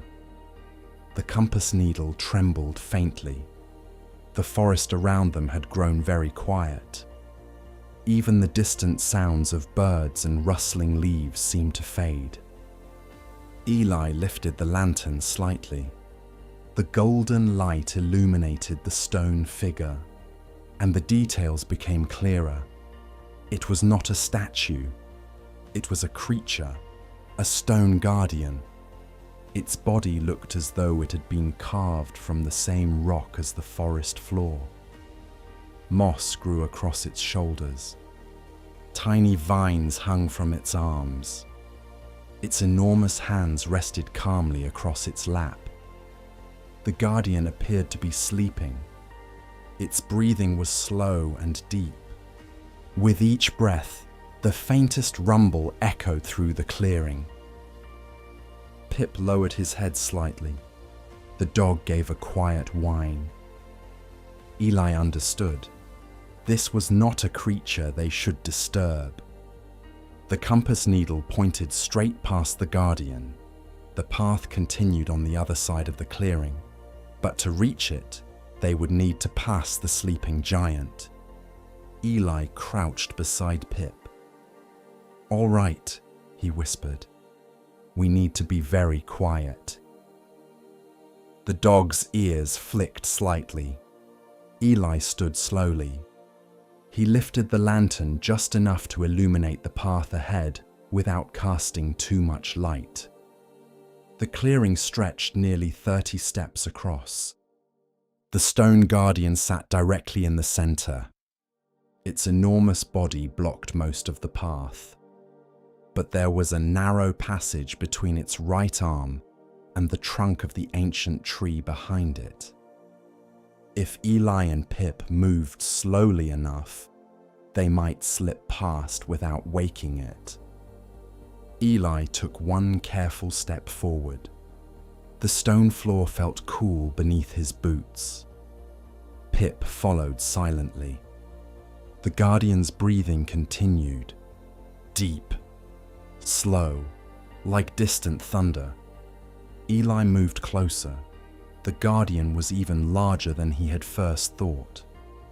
Its shoulders rose higher than the lowest branches of the nearby trees. The moss on its body made it blend perfectly into the forest. Perhaps many travelers had walked past without ever realizing the creature was alive. Eli took another step, then another. They were halfway across the clearing now. Pip walked directly beside him, placing his paws carefully on the stone. The guardian shifted slightly. Eli froze. The giant stone head moved a fraction. Small pieces of moss slid down from its shoulder. Its breathing paused, then continued again. Eli waited several moments before moving again. Step by step, they edged closer to the narrow space beside the guardian's arm. The arm itself was enormous. Each finger was as thick as Eli's leg. The stone surface was covered with cracks where tiny plants had taken root. Eli moved closer to the tree behind the guardian. The narrow gap was just wide enough for them to pass. But as he stepped forward, something unexpected happened. A small pebble rolled beneath Eli's boot. The stone clicked loudly against the ground. The sound echoed sharply through the clearing. The guardian's breathing stopped. Pip froze. Eli held his breath. The guardian's enormous chest rose slowly, then fell. Its stone eyelids twitched. Eli did not move. The forest was completely silent. Several long moments passed. Then the guardian exhaled again. The rumbling breath resumed. Eli released his breath quietly. "That was close," he whispered. He moved even more carefully now. The narrow space beside the guardian's arm was only a few steps away. Eli stepped forward, then another step. Pip followed perfectly. They slipped into the narrow gap between the guardian and the tree. For a moment, Eli was so close, he could touch the guardian's stone arm. The moss growing across the surface looked soft and ancient. The creature smelled faintly of wet stone and forest soil. They moved slowly through the gap, One step, then another. Then they were past the guardian. Eli stepped onto moss again. The forest path continued beyond the clearing. Pip wagged his tail softly, but Eli raised a finger. "Not yet," he whispered. They continued walking slowly until they reached the far edge of the clearing. Only then did Eli turn to look back. The stone guardian remained exactly where it had been, sleeping peacefully beside the ancient tree. The clearing looked calm again, as though nothing had happened. Eli smiled quietly. "Well done, Pip." The dog wagged his tail happily. The compass needle now pointed down a narrow path that sloped downward between the trees. The forest began changing again. The soil beneath the moss became rockier. The air grew cooler. And Eli noticed something else. The roots of the trees began disappearing into cracks in the ground. Small stone outcroppings appeared along the path. The forest floor slowly transitioned into rocky terrain. Eli reached into his pack and removed the whispering map again. He held it beneath the lantern. New lines appeared on the parchment. The forest path ended near a cluster of symbols that looked like crystals, and beneath them was a drawing of a cavern entrance. Eli raised an eyebrow. "Well, that's interesting." He rolled the map carefully. "Looks like we're heading underground." Pip barked softly. The path ahead curved downward between two enormous rocks. The forest canopy opened slightly, allowing faint beams of sunlight to reach the ground. And between those rocks, Eli could see darkness, the entrance to a cave. The compass needle pointed directly toward it. Eli lifted the crystal lantern. Its warm glow illuminated the rocky path ahead. "Ready, Pip?" Pip wagged his tail. Together they began walking down the slope toward the dark cavern entrance. Behind them, the lantern forest rustled softly in the breeze. And ahead, the mysteries of the crystal caverns waited quietly beneath the earth. The path through the forest sloped steadily downward. Eli and Pip followed the compass as the trees gradually thinned behind them. The mossy ground gave way to patches of exposed stone, and the forest floor slowly transformed into a rocky hillside. Ahead, between two massive stone outcrops, the forest ended. The entrance to the cavern waited quietly in the shadow of the rocks. The opening was taller than Eli expected, shaped like a great archway carved naturally by time. Smooth stone walls curved inward toward darkness, and a cool breeze drifted slowly outward from the cave. The air smelled different here, cooler, sharper. It carried the faint scent of minerals and deep underground water. Pip paused near the entrance and sniffed cautiously. His ears flicked once, then he stepped closer. Eli lifted the crystal lantern from his pack. The warm golden glow spilled outward, illuminating the rocky ground and the first few steps of the cavern floor. The compass needle pointed straight inside.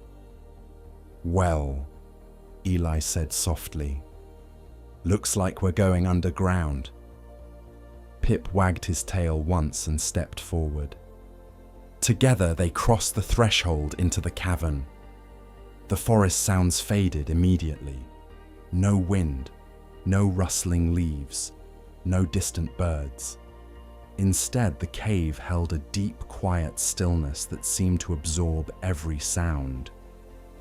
Eli's footsteps echoed faintly against the stone floor. Pip's paws tapped softly beside him. The cavern tunnel sloped downward for several minutes. The walls were smooth and curved, worn by centuries of dripping water and shifting earth.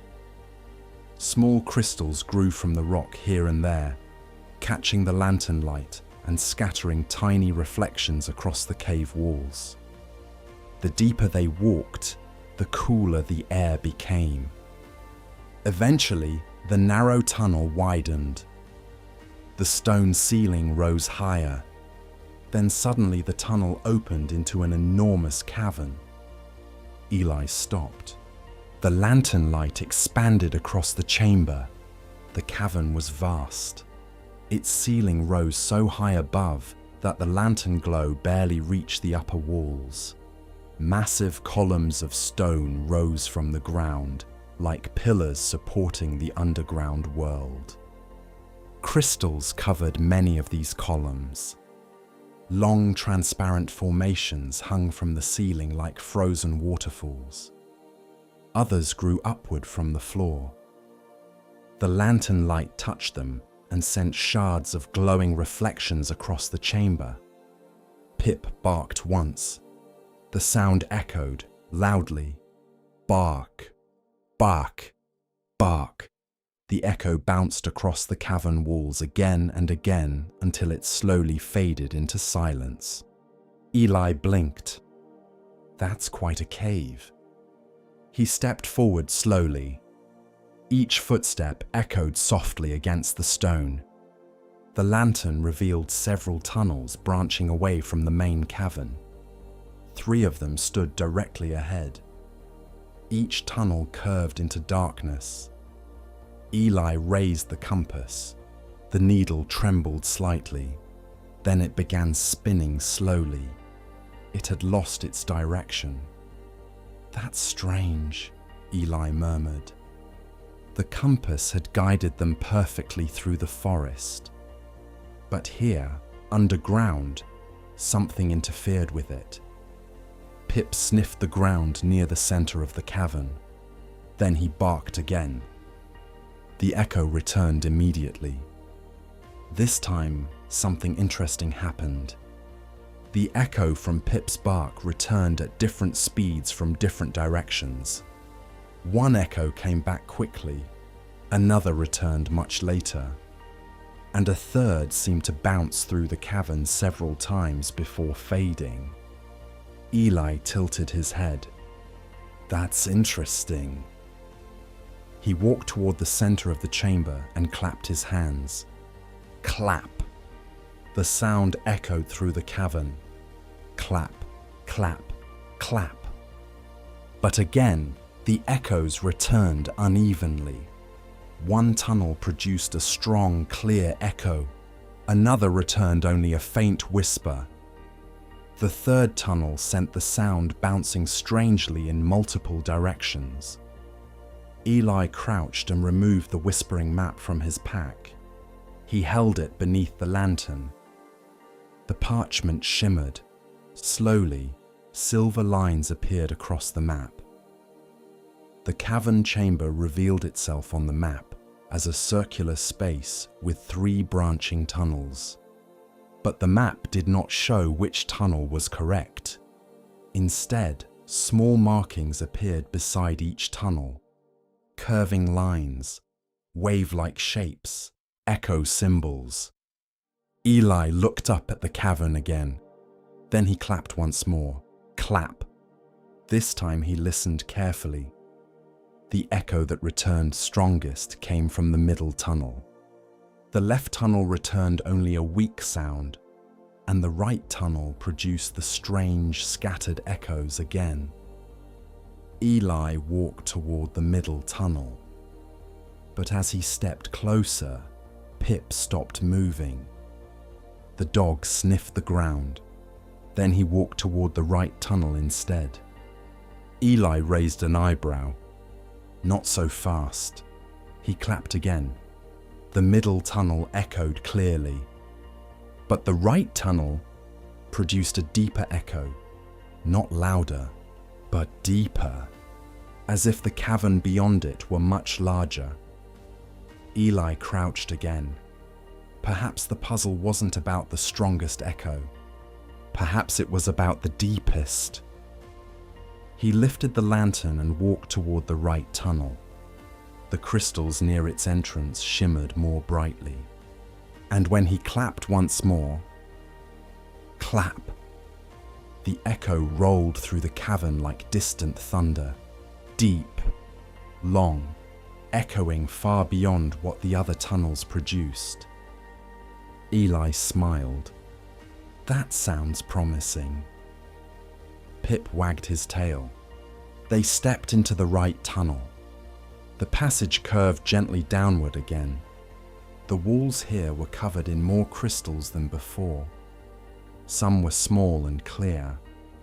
Others were large clusters of pale blue crystals that glowed faintly even without the lantern. As Eli walked deeper into the tunnel, the echoes changed. Now each step produced a long rolling sound that followed them down the passage. Soon the tunnel opened again. This chamber was smaller than the first, but it was far more beautiful. Hundreds of crystals grew across the walls and ceiling. Some were as long as Eli's arm. Others formed clusters like frozen flowers. The lantern light bounced from crystal to crystal, filling the chamber with shimmering reflections. Pip barked softly. The sound echoed through the crystals, producing a strange musical tone. Eli clapped once more. Clap! The crystals amplified the echo, creating a soft ringing sound that vibrated through the cavern. Eli laughed quietly. This place sings. At the far end of the chamber stood a narrow stone archway. The compass needle steadied again. Now it pointed directly through the arch. Eli stepped forward. The arch led into another tunnel that sloped deeper underground. He glanced back once more at the shimmering crystal chamber. The echoes had stopped now. The cavern rested quietly again. Pip wagged his tail and trotted ahead. Eli lifted the lantern. The warm glow illuminated the descending passage. The crystal caverns had only just begun. And deeper within the earth, more ancient puzzles waited to be discovered. The tunnel beyond the crystal chamber sloped steadily downward. Eli lifted the crystal lantern slightly as he and Pip followed the narrow passage deeper beneath the forest. The warm glow of the lantern stretched across the stone walls, revealing clusters of pale crystals embedded in the rock. The deeper they walked, the more crystals appeared. Some were small and clear like frozen drops of water. Others were long and jagged, growing from the stone like transparent spears. Each time the lantern light touched them, the crystals scattered reflections across the tunnel walls, filling the passage with faint dancing patterns of light. Pip trotted ahead carefully, his paws tapping softly against the smooth rock. Every step echoed faintly behind them. But after a few minutes, the sound of their footsteps was joined by something else. Water. At first it was distant. A low rushing sound carried through the stone like the murmur of wind inside a shell. Eli slowed. "Do you hear that, Pip?" Pip barked once. The sound of water grew louder as they continued forward. The tunnel widened slightly, then curved around a massive column of rock. And suddenly, the passage opened into another enormous cavern. Eli stopped. Before them stretched an underground river. The water flowed swiftly through the cavern, carving a deep channel through the stone floor. Unlike the river they had crossed in the meadow, this one glowed faintly. Tiny crystals lined the riverbed beneath the water, reflecting the lantern light and giving the river a shimmering silver glow. The current moved steadily between smooth black rocks. White ripples curled along the surface where the water struck the edges of the cavern walls. Pip stepped toward the riverbank and sniffed cautiously. Then he dipped one paw into the water and quickly pulled it back. The current tugged strongly. Eli crouched beside him. "Well," he said quietly, "that looks familiar." Just like the river in the meadow, the compass needle pointed directly across the water, which meant they needed to cross again. Eli stood and studied the cavern carefully. The river stretched far in both directions. There was no shallow crossing, no fallen stone columns, no path along the edges. But something did catch his eye. A series of crystal formations rose from the river's surface. They were arranged in a narrow line that curved gently across the water. At first, they looked like random crystal clusters. But when Eli raised the lantern, their pattern became clearer. They formed a bridge. Not a solid bridge, but a series of crystal platforms just wide enough to step on. Each platform shimmered faintly beneath the lantern light. Pip barked softly. "Yes," Eli said. "I see them too." He stepped closer to the first crystal. The platform rose only slightly above the water. It looked smooth but uneven, its surface formed by several crystal facets joined together. Eli tested it with the tip of his boot.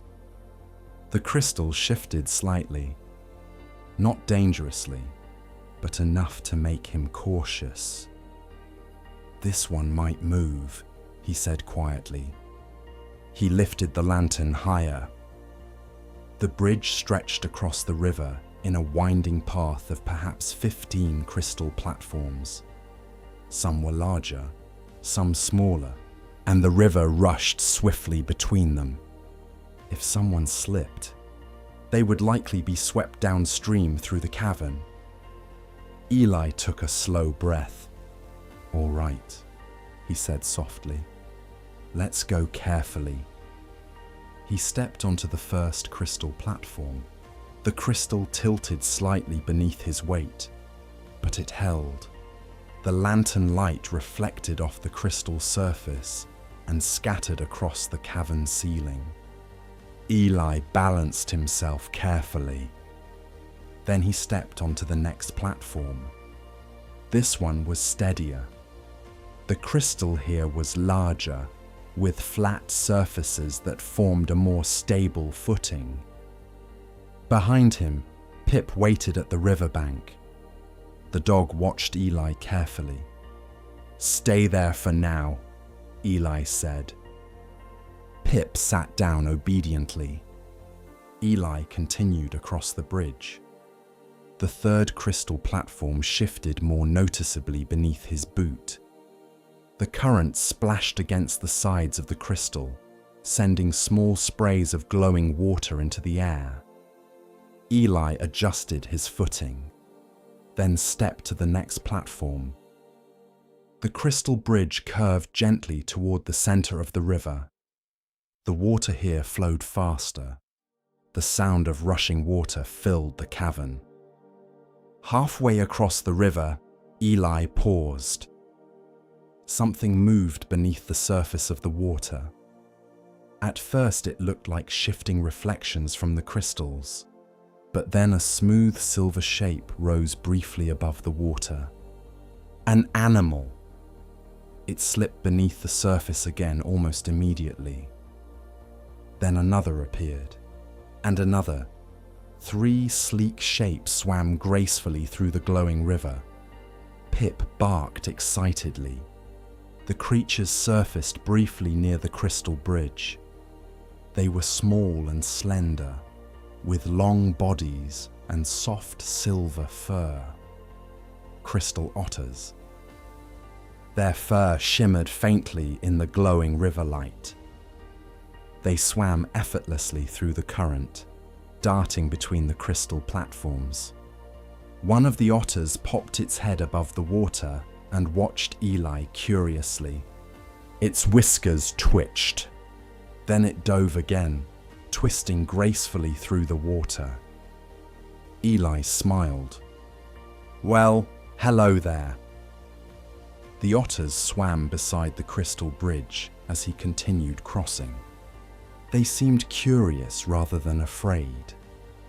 Occasionally, one would leap briefly from the water before splashing back beneath the surface.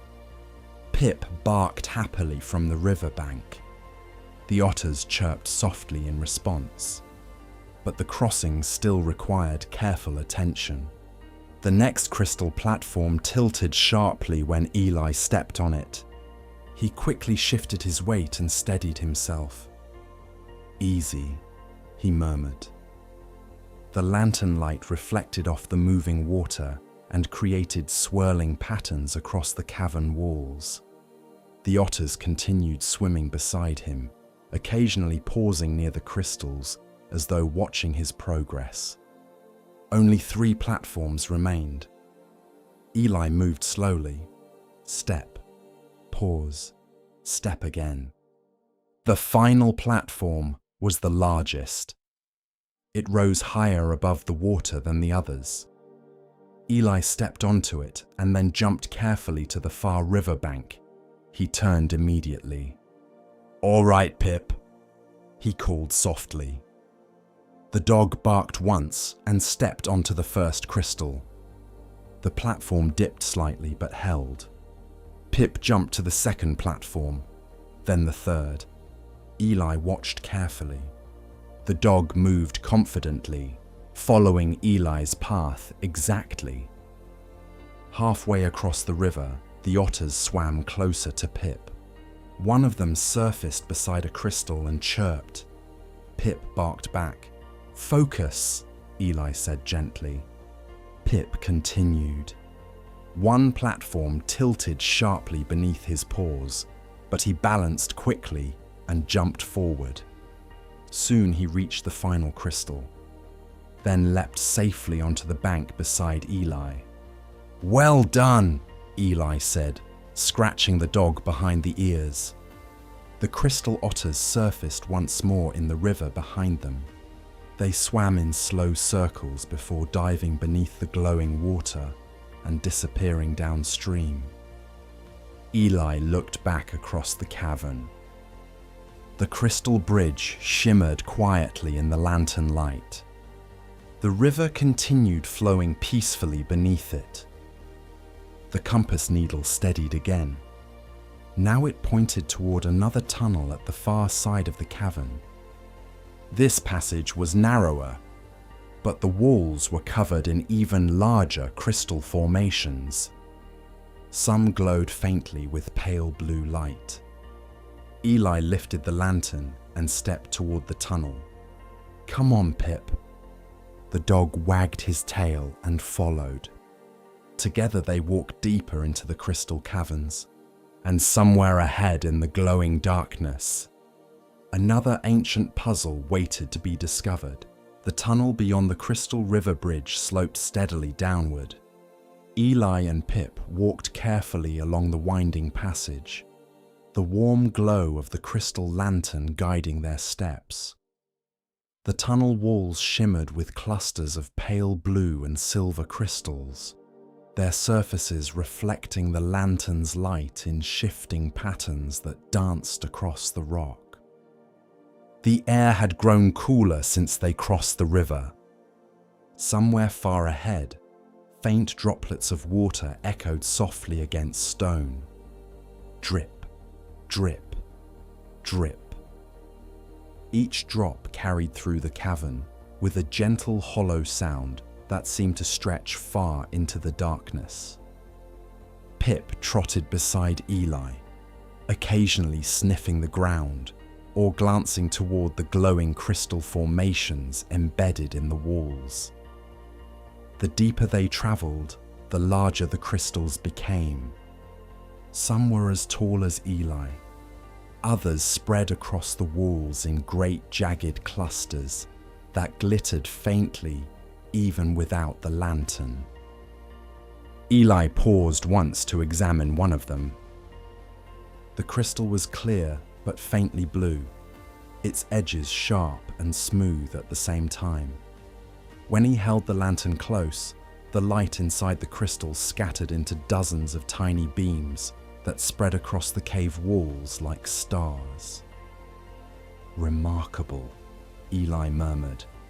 Pip barked softly. Then the tunnel curved sharply around a massive stone column, and the passage opened again. Eli stepped forward.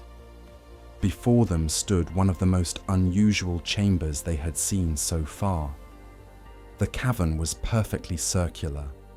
The floor was smooth stone, worn flat over centuries.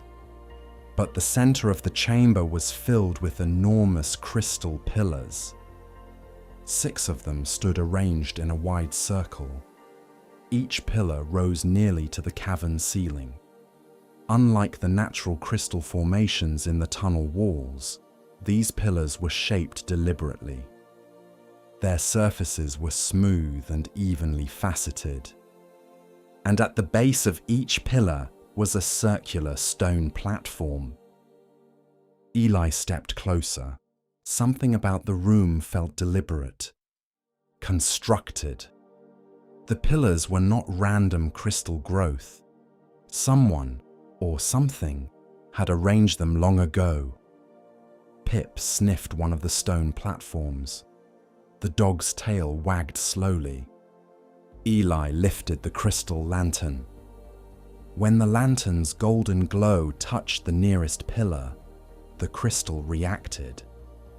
Light entered the crystal surface and shot through the pillar like a glowing thread. Then the light emerged from another facet near the top. Eli stepped back. "That's interesting." He raised the lantern again. This time he angled it differently. The beam entered the crystal and refracted again. The light shot across the chamber and struck another pillar. That pillar glowed faintly where the light touched it. Eli looked around the chamber. At the far side of the room stood a stone door set into the cavern wall. The door was sealed. But carved above it was a circular indentation shaped like a glowing crystal beam. Eli smiled. "I think I understand." The pillars needed to direct light toward the door, but the crystals were not fixed. At the base of each pillar was a circular stone track. Eli placed both hands against the nearest pillar and pushed gently. The pillar turned. Slowly, with a deep grinding sound of stone against stone. The entire crystal column rotated on its base. Eli stepped back. Well now, the chamber had revealed its puzzle. Each crystal pillar could be rotated, and the lantern light could be directed through them. The goal was clear. Align the crystals so the lantern light traveled from pillar to pillar, until it struck the stone door. Pip barked softly. Eli placed the lantern on the floor near the center of the chamber. The golden light shone outward. Now the beams entering the first pillar were easier to see. Eli studied the crystal carefully. The light entered one side, then exited another. If he rotated the pillar correctly, the exiting beam might strike the next pillar in the chain. He turned the first pillar slightly. The beam shifted. Now it struck the floor. Eli rotated it again. The beam moved upward. Then suddenly, it struck the second pillar. The second crystal glowed softly. Eli smiled. One down. But the beam emerging from the second pillar pointed in the wrong direction. It shot toward the cavern wall instead of the next pillar. Eli walked over and pushed the second pillar slowly. The beam moved again. Now it struck the third pillar. The third crystal shimmered. Pip barked happily. But the puzzle grew more complex from here. The third pillar split the light into two beams. One shot toward the fourth pillar. The other struck the ceiling. Eli frowned slightly. He studied the crystals carefully. Each pillar had different facets. Some split light, others reflected it. He rotated the third pillar slowly until the second beam vanished. Now the single beam struck the fourth pillar. The fourth pillar refracted the light downward, but it missed the fifth pillar entirely. Eli walked across the chamber and rotated the fourth pillar slightly. The beam moved, closer, closer. Then finally, it struck the fifth pillar. The crystal glowed brilliantly, but the fifth pillar was different. Instead of passing the light forward, it scattered the beam into several directions. Thin rays bounced around the chamber. Eli laughed quietly. That's not helpful. He rotated the fifth pillar again. The scattered beams shifted. Eventually, one beam aligned with the final pillar. The sixth crystal glowed. Now only one step remained. The beam emerging from the sixth pillar aimed directly toward the stone door, but it fell short. Eli examined the angle. He adjusted the pillar slightly.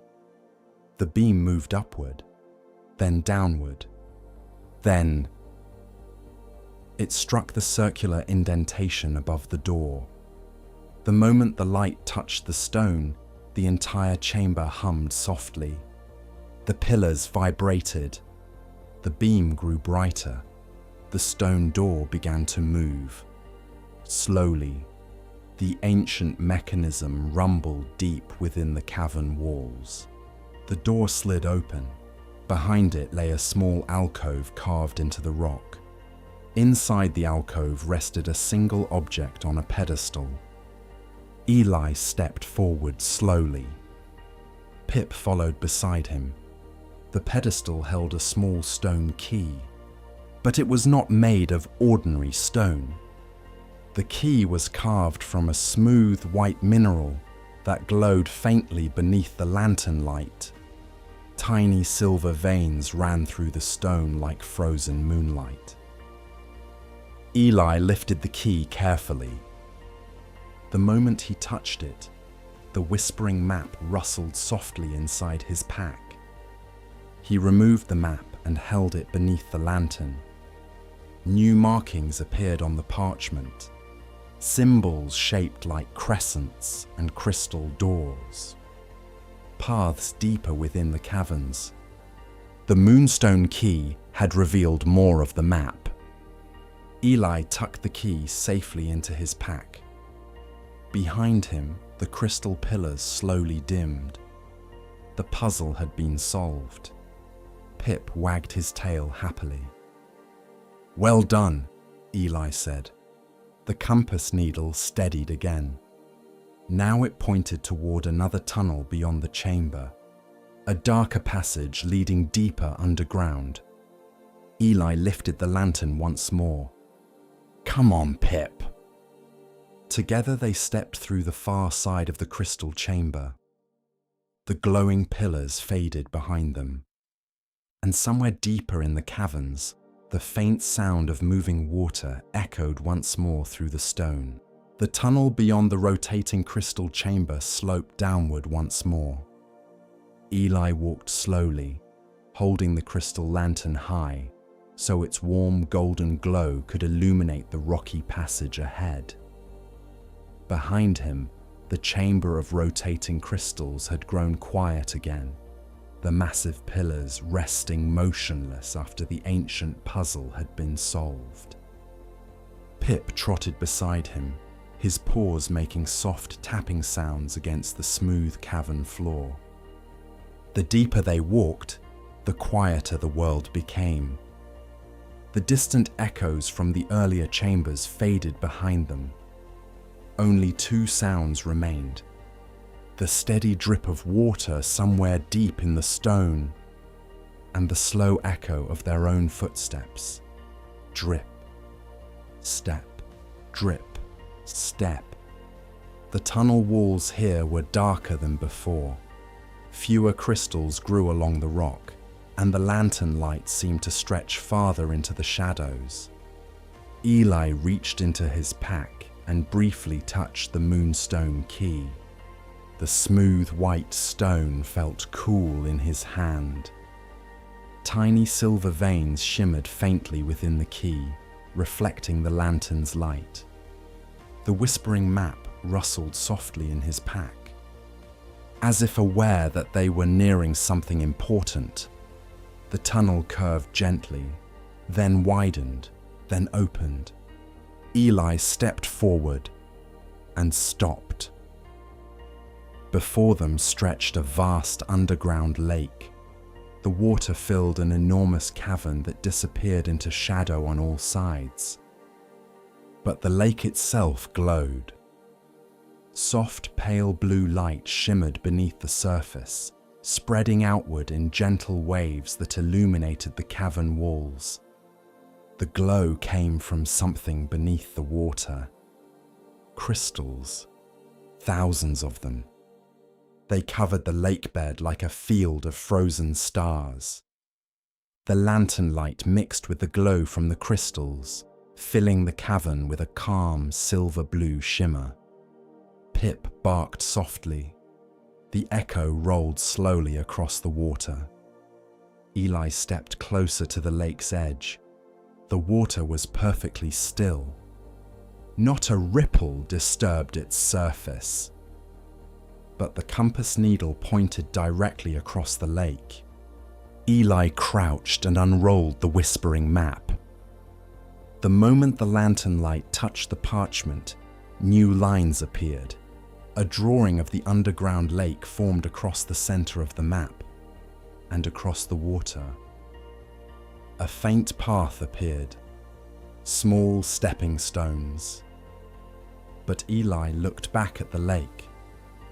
There were no stones, only water. He tilted the lantern slightly. The golden glow spread across the lake surface, and suddenly something remarkable happened. Dark shapes appeared beneath the water. Flat stone discs, perfectly circular. They were hidden beneath the surface, invisible without the lantern light. "Ah," Eli said quietly, "that's clever." The stepping stones were there, but they could only be seen with the lantern. Eli studied the map carefully. The path of stones curved gently across the lake. If they stepped on the wrong stone, they might slip beneath the surface. Pip sniffed the water's edge, then looked up at Eli. "Let's be careful," Eli whispered. He stepped onto the first stone. The disc rose slightly beneath his weight, pushing up through the water until it formed a small dry platform.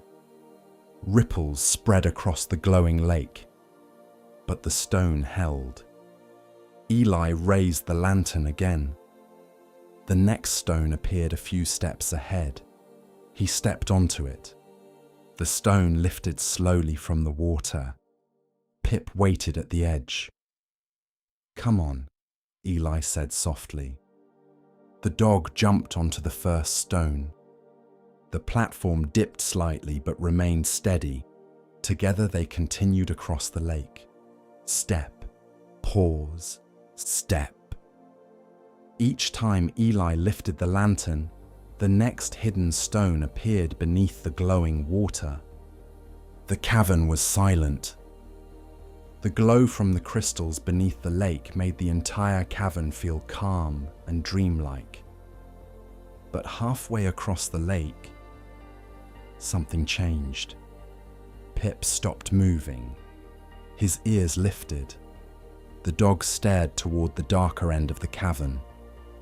Eli followed his gaze.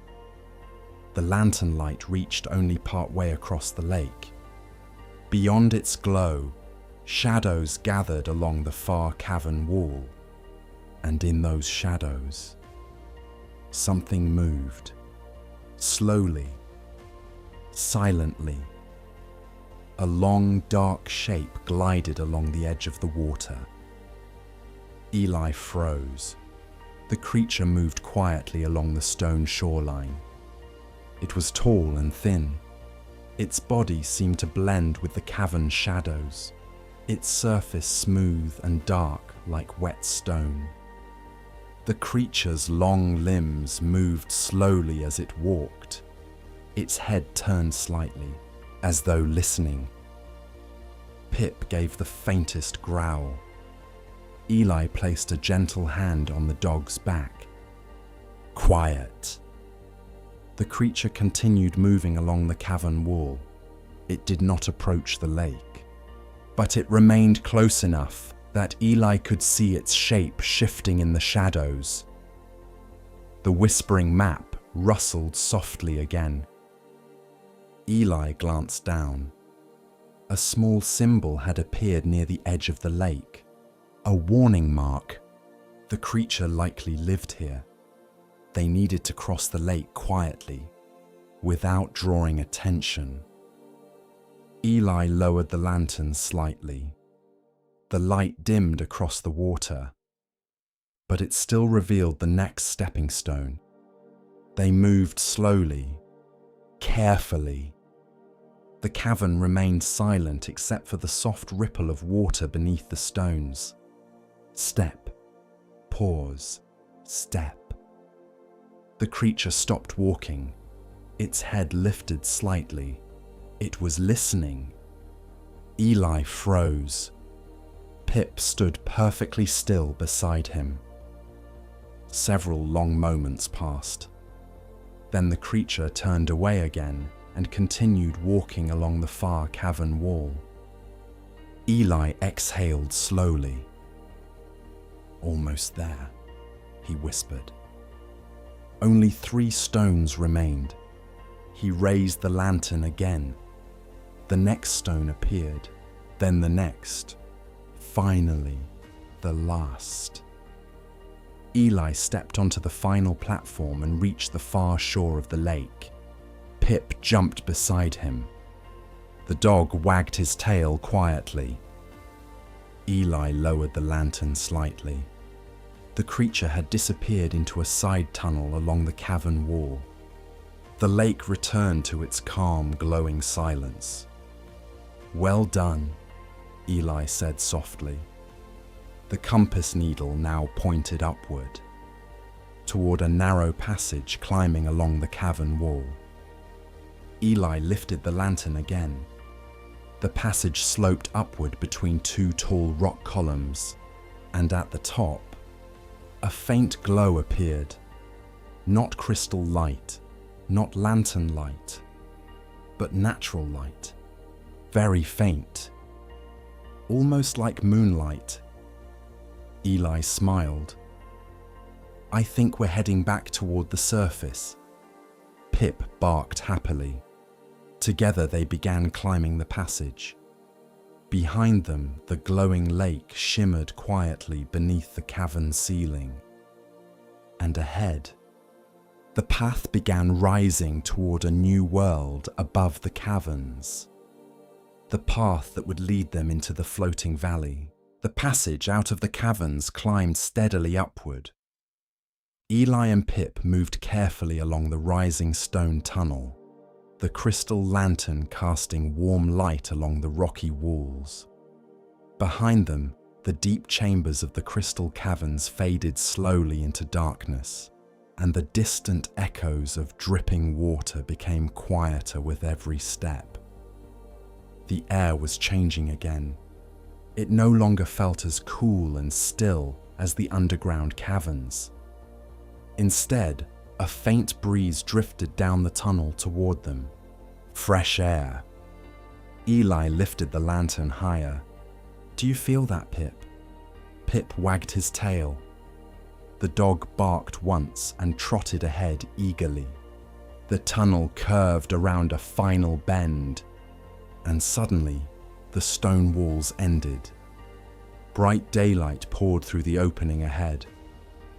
Eli stepped forward out of the passage. For a moment, he had to blink. After so long in the soft glow of the caverns, the sunlight felt almost dazzling.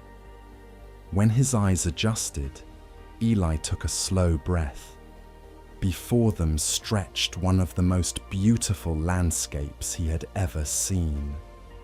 They had emerged onto the side of a high mountain valley. The sky above was clear and blue, with wide drifting clouds moving slowly across the horizon. Tall cliffs rose around the valley like ancient stone walls. But the most remarkable thing about the valley was what floated in the air. Great stone islands drifted slowly above the valley floor. Some were no larger than houses. Others were enormous slabs of rock covered with grass and small trees. They floated silently through the air as though the valley itself were holding them aloft. Thin waterfalls spilled from some of the floating stones, falling in long silver ribbons before dissolving into mist far below.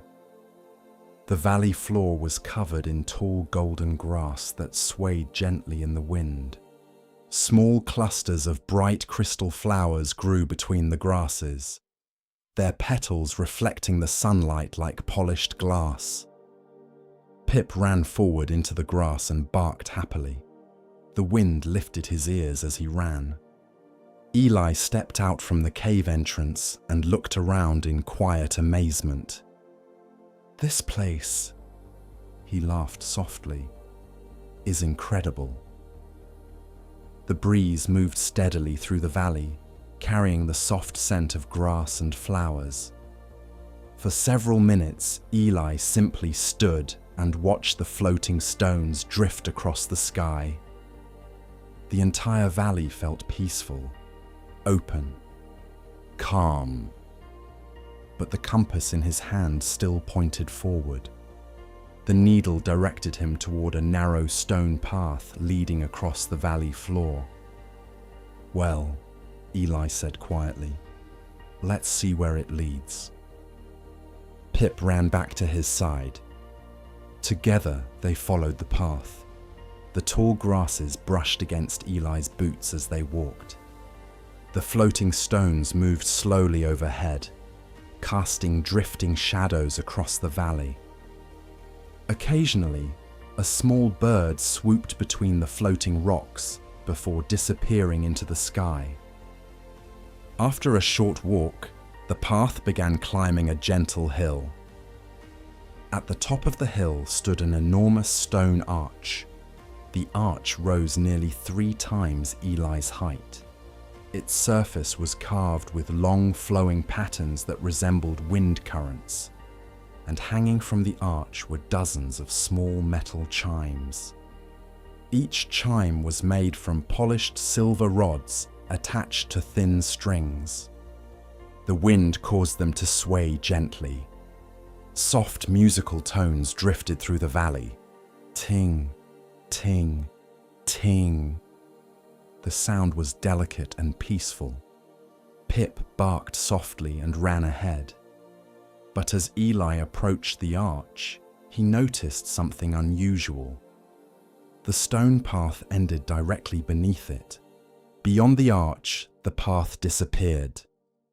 Instead, a wide gap opened in the valley floor.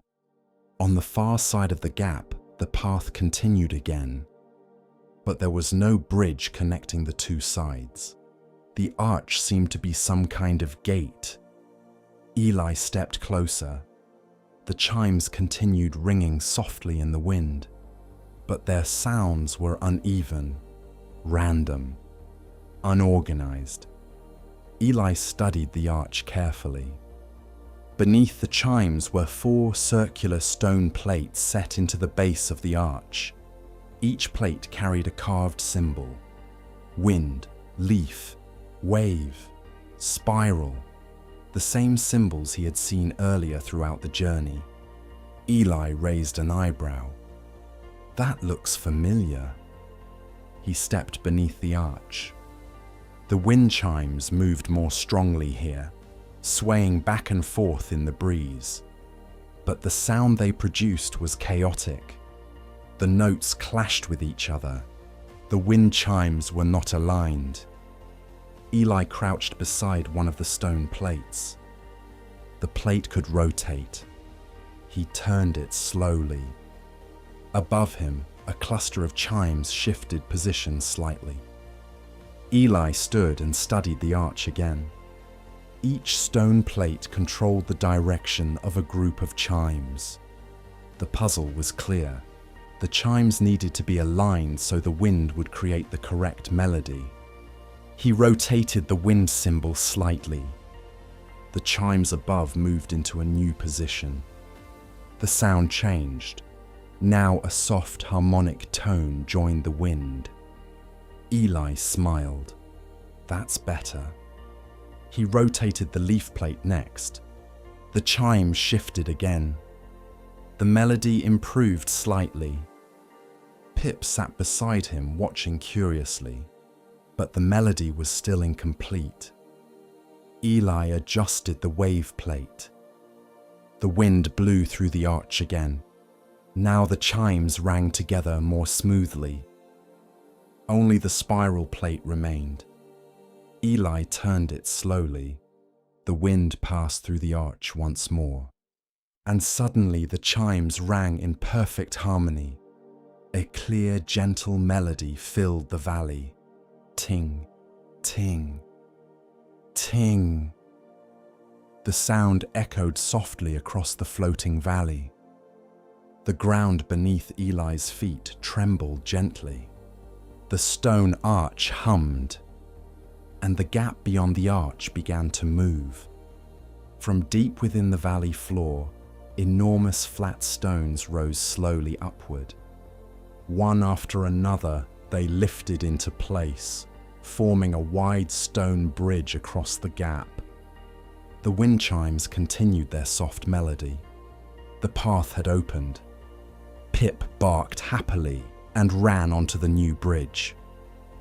Eli followed slowly, glancing back once more at the arch. The chimes swayed gently in the wind, still playing their calm, harmonious tune. The valley stretched wide ahead of them. Floating stones drifted slowly across the sky, and somewhere deeper in the valley, the next challenge awaited. The stone bridge created by the wind gate stretched across the gap like a ribbon of ancient rock. Eli and Pip walked carefully across it, the wind moving gently through the valley around them. Behind them, the arch of wind chimes continued to ring softly, the delicate tones drifting across the open air like distant bells. The bridge was wide and steady, but Eli noticed that the valley around them felt different than the caverns below. Everything here moved. The wind flowed steadily through the valley grasses. Cloud shadows drifted slowly across the cliffs, and high above them, the floating stones glided through the air in quiet, patient patterns. Eli paused near the center of the bridge. From here he could see the valley stretching far into the distance. Tall cliffs surrounded the valley on 3 sides, their rocky faces covered in patches of grass and bright crystal flowers. But the 4th side opened toward an enormous drop. Beyond the edge of the valley, clouds stretched endlessly below. It was as if the entire valley rested high above the world. Pip barked happily and ran to the far side of the bridge. Eli followed more slowly. When they stepped off the bridge onto the valley floor again, the wind brushed softly through the tall grass. The compass needle turned again. Now it pointed toward a rising slope ahead. The path climbed gradually through fields of golden grass and clusters of crystal flowers that chimed faintly when the wind passed through them. Some of the flowers were pale blue. Others shimmered with faint pink or violet tones. Their petals were thin and transparent, like glass. Pip sniffed one of the flowers and sneezed. Eli laughed quietly. Careful with those. They continued up the slope. As they climbed higher, the floating stones drifted closer overhead. Some of them passed slowly above the hillside like silent ships. One small floating island carried a single twisted tree growing from its surface. Another held a patch of bright purple flowers, and a third had a small waterfall spilling from its edge, the water dissolving into mist before reaching the valley floor. Eventually, the grassy slope leveled out. The path ended. Ahead of them, the valley floor dropped away into another deep gap. But this gap was different from the first one. There was no bridge here. Instead, a series of enormous floating stones drifted slowly across the open space. Each stone was roughly the size of a wagon. They hovered several feet apart, moving gently with the wind currents. Some drifted closer together. Others floated farther apart before slowly returning again. The stones followed a pattern, a slow circular motion through the air. Pip stepped closer to the edge and barked. Eli raised an eyebrow. "Well," he said quietly, "that looks like our next puzzle." The compass needle pointed directly across the floating stones. The path continued on the far side of the gap, but to reach it, they would need to cross the drifting stones. Eli stepped closer to the edge and watched the floating rocks carefully. Each one moved slowly through the air, carried by invisible currents of wind. Some dipped slightly lower, others rose higher, but their motion was steady, predictable, almost like a dance. Eli crouched and removed the whispering map. The moment the lantern light touched the parchment, new markings appeared. A simple drawing of the floating stones appeared across the map. The stones moved along curved paths. Small arrows showed the direction of their motion. Eli studied the map. The stones followed a pattern that repeated roughly every few minutes. If he timed the crossings correctly, he could jump from stone to stone as they drifted close together. Pip wagged his tail eagerly. "Not so fast," Eli said. "We'll need to watch first." They sat near the edge and observed the floating stones. One stone drifted slowly upward. Another moved sideways. A third dipped slightly before rising again. But eventually, Eli began to see the pattern. Every few moments, 3 stones aligned closely enough to allow a safe jump. Then they drifted apart again. He waited for the pattern to repeat.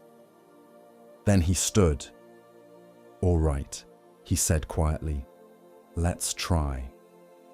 Eli stepped onto the first floating stone. The rock dipped slightly beneath his weight, but it remained steady. The wind tugged gently at his clothes as the stone drifted slowly forward. Pip jumped beside him. The stone swayed again but held. The second stone drifted closer. "Now," Eli said. He stepped across the gap. The second stone rose slightly as he landed. Pip followed quickly. The third stone approached slowly, but it drifted higher than the others. Eli waited. The wind shifted. The stone lowered again. Then he jumped. The stone moved slightly as he landed, but it steadied quickly. They were halfway across. From here, the valley below looked enormous. Clouds drifted far beneath them. The floating stones creaked softly as the wind pushed against them. Pip wagged his tail excitedly. But Eli kept his eyes on the pattern. The next stones were approaching. He stepped forward again, then jumped to the next rock. The stones continued their slow dance across the valley, but suddenly something small darted across the stones ahead. A flash of orange fur. A small fox-like creature leaped gracefully from one floating rock to another. Its fur shimmered pale gold in the sunlight. Its tail streamed behind it like a ribbon of wind. A wind fox. The creature landed lightly on the next stone and looked back toward Eli. Its ears flicked curiously. Then it leaped again, clearing a wide gap that Eli himself could not cross. Pip barked excitedly. The wind fox tilted its head. Then it bounded away across the remaining stones and disappeared into the tall grass on the far side. Eli smiled. Well, that's encouraging. They continued crossing. Step, pause, jump. The final stone drifted close to the far ledge. Eli stepped onto it carefully, then jumped to solid ground. Pip followed easily. Behind them, the floating stones continued drifting across the open air. Their slow motion carried them away again. Eli looked down at the compass. The needle pointed forward once more. The valley stretched wide ahead, and somewhere deeper within the floating valley, another ancient mystery waited for them to discover. The valley stretched wide ahead of Eli and Pip as they stepped away from the floating stone crossing. Behind them, the drifting stones continued their slow circular dance through the air, carried gently by the steady winds of the high valley.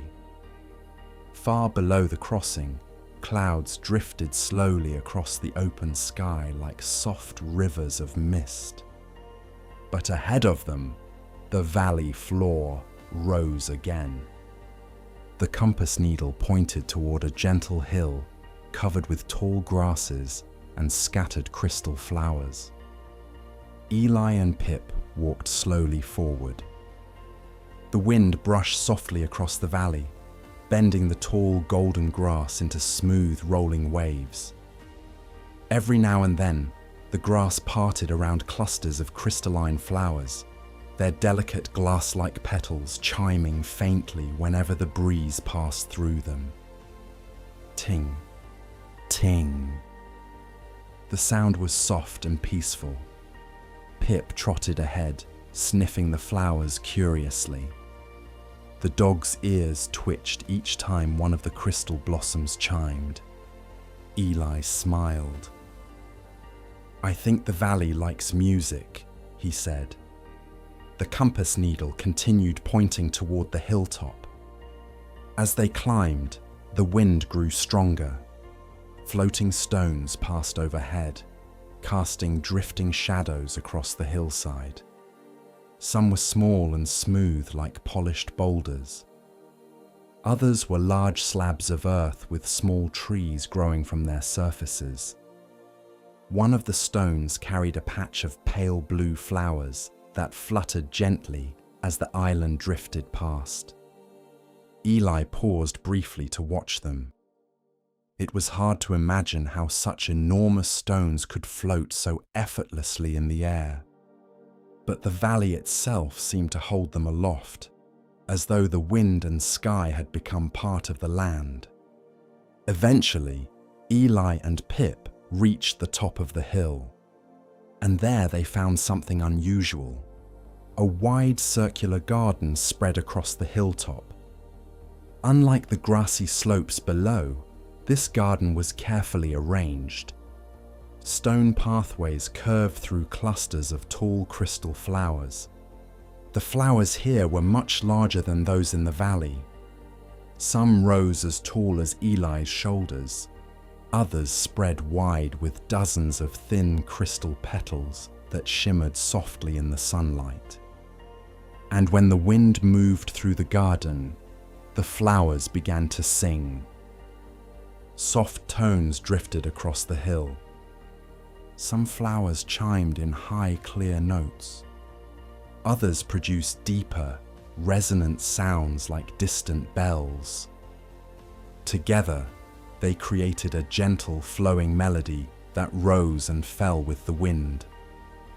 Pip barked softly in surprise. The sound echoed across the garden, blending with the crystal music. Eli stepped onto the stone path. "This must be the singing wind garden," he said quietly. The compass needle pointed toward the center of the garden. There, surrounded by the tallest crystal flowers, stood a single stone pedestal.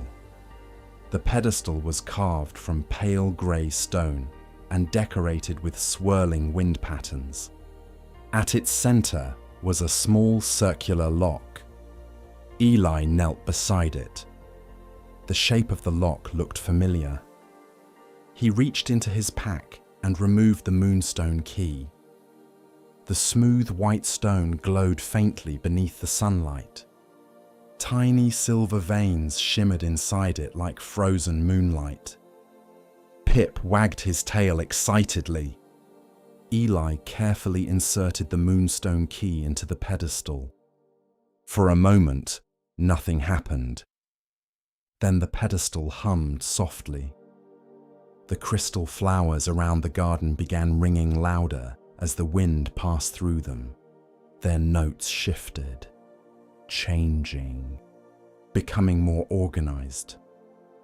The ground trembled gently beneath Eli's feet.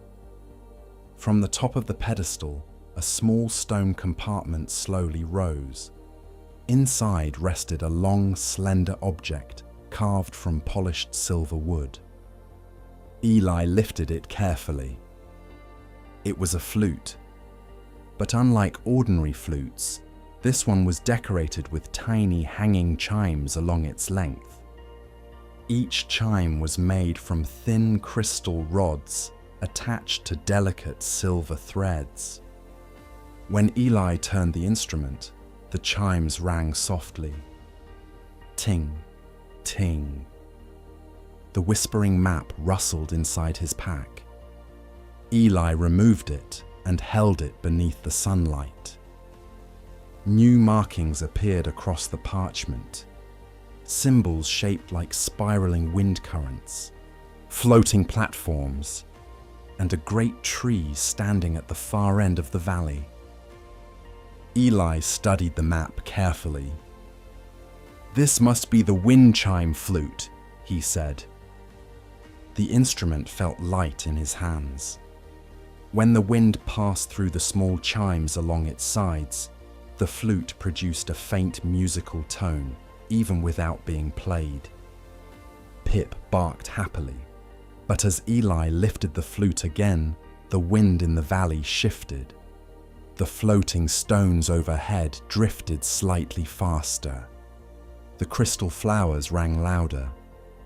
The garden itself seemed to respond to the flute.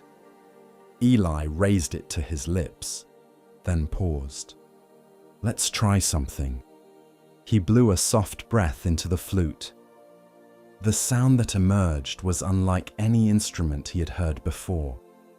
The tone was calm, gentle, almost like the sound of wind moving through distant trees. The crystal flowers around the garden responded immediately. Their chiming notes shifted to match the flute's tone. The wind itself seemed to soften. Pip sat down quietly beside Eli. For a moment, the entire hilltop garden filled with peaceful music. Then the wind settled again. The floating stones above resumed their slow drifting patterns. Eli lowered the flute. "Well," he said softly, "that's going to be useful." He carefully placed the wind chime flute into his pack. The moonstone key slid easily from the pedestal again. The garden quieted. The crystal flowers returned to their gentle ringing tones. Eli checked the compass once more. The needle pointed toward the far end of the valley. Beyond the garden, the land sloped downward toward a grove of enormous willow trees. Their long silver branches swayed gently in the wind. But one of the trees stood far larger than the others. Its trunk was enormous. Its branches stretched across the sky like drifting curtains. Eli studied the map again. The drawing of the great tree appeared at the center of the parchment. "That must be the guardian," he said quietly. Pip wagged his tail. The wind moved softly through the singing garden as Eli and Pip stepped back onto the path. Behind them, the crystal flowers continued their gentle song. And ahead, the enormous willow tree waited at the far end of the valley. The path from the singing wind garden curved gently down the far side of the hill. Eli and Pip walked slowly through the tall grass as the wind moved softly across the valley. Behind them, the crystal flowers of the garden continued their delicate music, their chiming notes fading gradually into the distance. Ahead of them, the land sloped toward a quiet grove of trees. These trees were different from the others scattered across the valley. Their trunks were thicker, older, their long branches draped downward like flowing curtains of silver-green leaves. Willow trees. But even among these trees, one stood far larger than the rest. The enormous willow rose from the center of the grove like a living tower. Its trunk was wider than any tree Eli had ever seen. The bark was pale grey and smooth, covered with faint swirling patterns that resembled wind currents carved gently into the wood. The tree's branches stretched outward across the sky. Long strands of leaves hung from them like soft ribbons, and as the wind passed through those branches, the entire tree whispered. A soft rustling sound filled the grove. Pip slowed as they approached. The dog's ears lifted. Eli felt it too. The wind around the great willow was stronger than anywhere else in the valley. The air swirled constantly through the branches. Leaves fluttered and spun through the air. The ground around the tree was smooth and bare, forming a wide circular clearing. In the center of the clearing stood the enormous trunk of the willow, and surrounding it were thick roots rising from the earth like curved stone walls. The compass needle pointed directly toward the tree. Eli stopped near the edge of the clearing. "I think we've found it," Pip barked softly. But the moment they stepped into the clearing, the wind intensified. A powerful gust swept across the ground. The willow's branches swayed heavily overhead. The leaves rustled loudly now. The wind moved in circles around the trunk of the tree. Eli shielded his eyes as another gust blew past. "That's strong." Pip lowered his body against the ground, bracing against the wind. Eli reached into his pack and removed the whispering map. The parchment fluttered slightly in the gusting air. He held it carefully beneath the sunlight. The map shimmered. New markings appeared. The great willow tree appeared at the center of the map. and beside it, a symbol of swirling wind. Beneath that symbol, a small image of the wind chime flute. Eli nodded slowly. I see. The wind around the tree was not natural. It was part of the Guardian's protection. To approach the tree safely, the wind needed to be calmed. Eli reached into his pack and removed the wind chime flute. The silver wood shimmered softly in the sunlight. Tiny crystal chimes along the instrument's body swayed gently in the wind. Pip barked once. The wind blew harder. The willow's branches swayed dramatically overhead. For a moment, the leaves parted, revealing something deep within the trunk of the tree. Two enormous shapes opened slowly. Eyes. The willow guardian was awake. The ancient tree had been watching them. The eyes glowed faintly green within the trunk.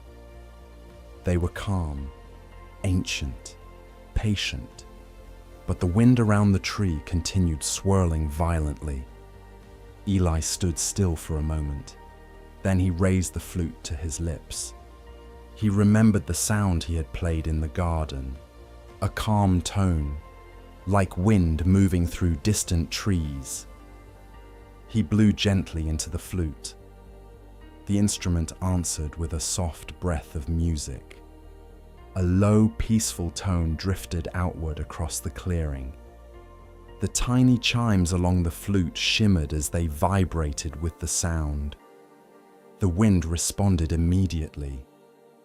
The powerful gusts slowed slightly. The swirling currents softened. Eli played another note.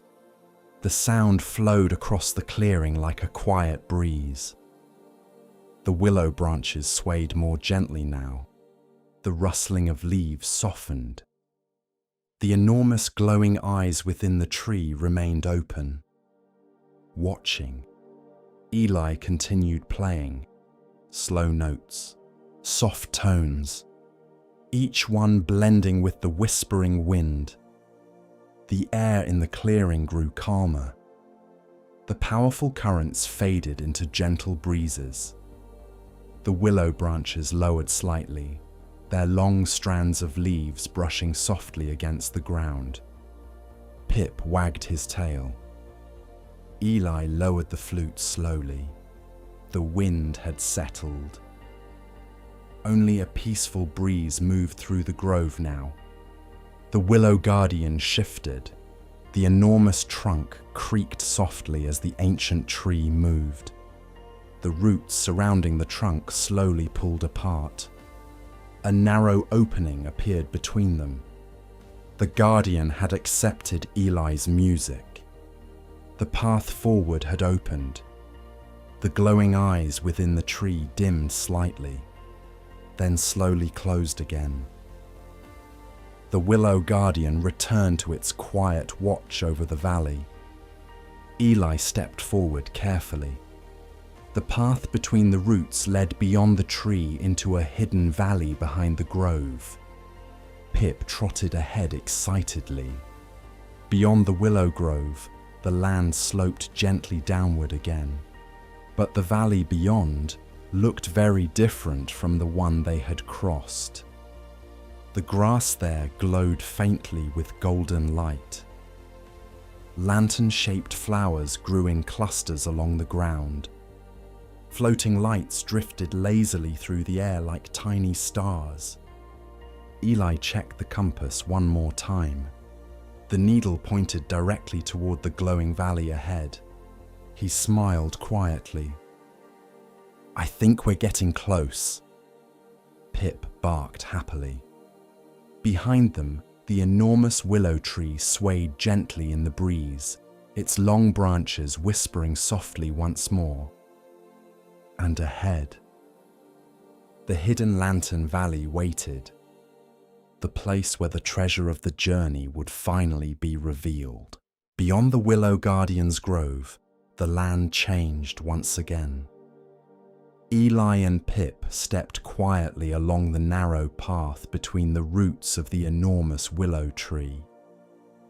Behind them, the ancient guardian swayed gently in the valley breeze, its long silver branches whispering softly as they brushed against one another.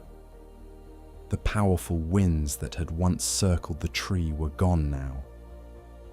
In their place, a calm and steady breeze moved through the grove. Pip trotted ahead along the path, his tail wagging eagerly as the valley opened before them. Eli followed slowly. The air here felt different from anywhere they had been before. It was warmer than the caverns, softer than the floating valley winds, almost peaceful. When they stepped beyond the final curtain of willow branches, Eli stopped. Before them stretched a hidden valley glowing with soft golden light. The grass itself shimmered gently across the valley floor, not brightly, but with a warm golden glow that reminded Eli of lantern light on a quiet evening. Each blade of grass seemed to hold a tiny spark of light. The entire meadow shimmered like a field of stars. Floating lights drifted lazily through the air above the valley.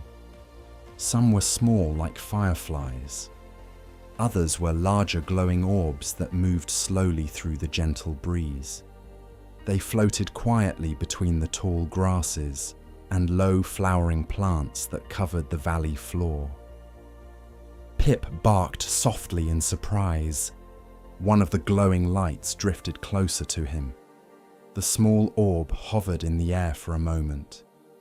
Then it floated gently away again. Eli smiled. "I think they're curious about us." The valley was quiet. No rushing wind, no distant echoes. Only the soft whisper of glowing grass moving gently in the breeze. Eli stepped forward into the lantern meadow. The grass brushed softly against his boots. With each step he took, the glowing blades bent slightly before rising again, leaving faint trails of golden light behind them. Pip ran ahead, bounding through the grass happily. The floating lights followed him for a moment before drifting upward again. Eli lifted the golden compass from his pocket. Something had changed. The compass needle no longer spun. Instead, the entire compass glowed faintly. Soft golden light spread across its surface. The needle pointed directly toward the center of the valley. But this time, it did not feel like a direction. It felt like a destination. Eli studied the valley ahead. At the center of the meadow stood a small grove of lantern-shaped plants. Their stems rose about waist-high from the grass. At the end of each stem hung a glowing pod shaped like a delicate glass lantern. The pods swayed gently in the breeze. Their warm light illuminated the ground around them. As Eli and Pip walked closer, the lantern plants began to glow brighter. The floating lights gathered around the grove, drifting lazily between the hanging lantern pods. Pip sniffed one of the plants carefully. The pod chimed softly when it brushed against his nose. Ting. Eli laughed quietly. "Sorry, Pip." He stepped deeper into the grove. The lantern plants formed a circle around a small clearing at the center. And within that clearing, something unexpected waited. A small stone pool. The water inside the pool was perfectly still. The surface reflected the glowing lantern plants surrounding it. Eli crouched beside the pool. The water was so clear that he could see smooth white stones resting at the bottom. But as he leaned closer, the reflection changed. instead of showing only the lantern plants above. The water reflected something deeper. The floating stones of the valley, the crystal caverns beneath the earth, the forest paths they had travelled earlier. The pool seemed to hold reflections of every place Eli and Pip had visited on their journey. Pip barked softly. The floating lights gathered closer to the pool. Eli removed the whispering map from his pack.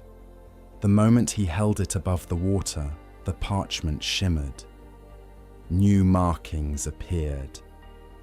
A glowing symbol formed directly beneath the center of the pool. The same symbol that appeared on the golden compass. Eli tilted his head. That's interesting. He removed the crystal lantern from his pack and placed it beside the pool. The lantern's warm glow reflected across the water. The reflection deepened. The map rustled again. More lines appeared on the parchment. A staircase, hidden beneath the pool. Eli looked down into the water again. At first, he saw only the smooth white stones resting at the bottom. But when he raised the lantern slightly, something shifted. The stones rearranged themselves. The bottom of the pool revealed faint stone steps descending deeper beneath the surface. Pip wagged his tail excitedly. Eli smiled. Well, I think we've found the next part of the journey. The floating lights circled quietly above the pool. The lantern plants chimed softly in the evening breeze. The hidden valley glowed warmly around them, and beneath the still waters of the pool. A quiet staircase waited to lead them deeper toward the heart of the valley. The lantern meadow glowed softly around Eli and Pip. The tall golden grass swayed gently in the evening breeze, each blade glowing faintly like a small lantern.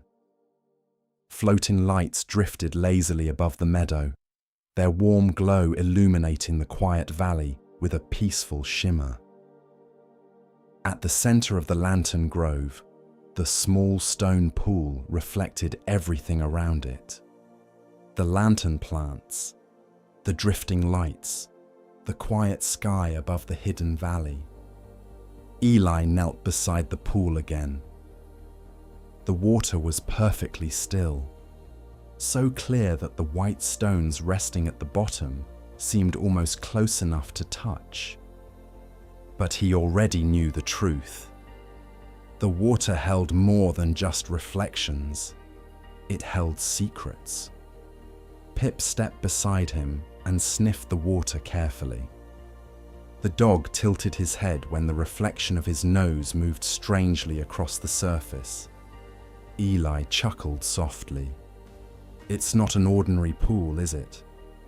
The compass in his hand continued glowing faintly, but something had changed. The needle no longer pointed across the valley. Instead, it pointed downward, directly into the water. Eli leaned forward again and lifted the crystal lantern.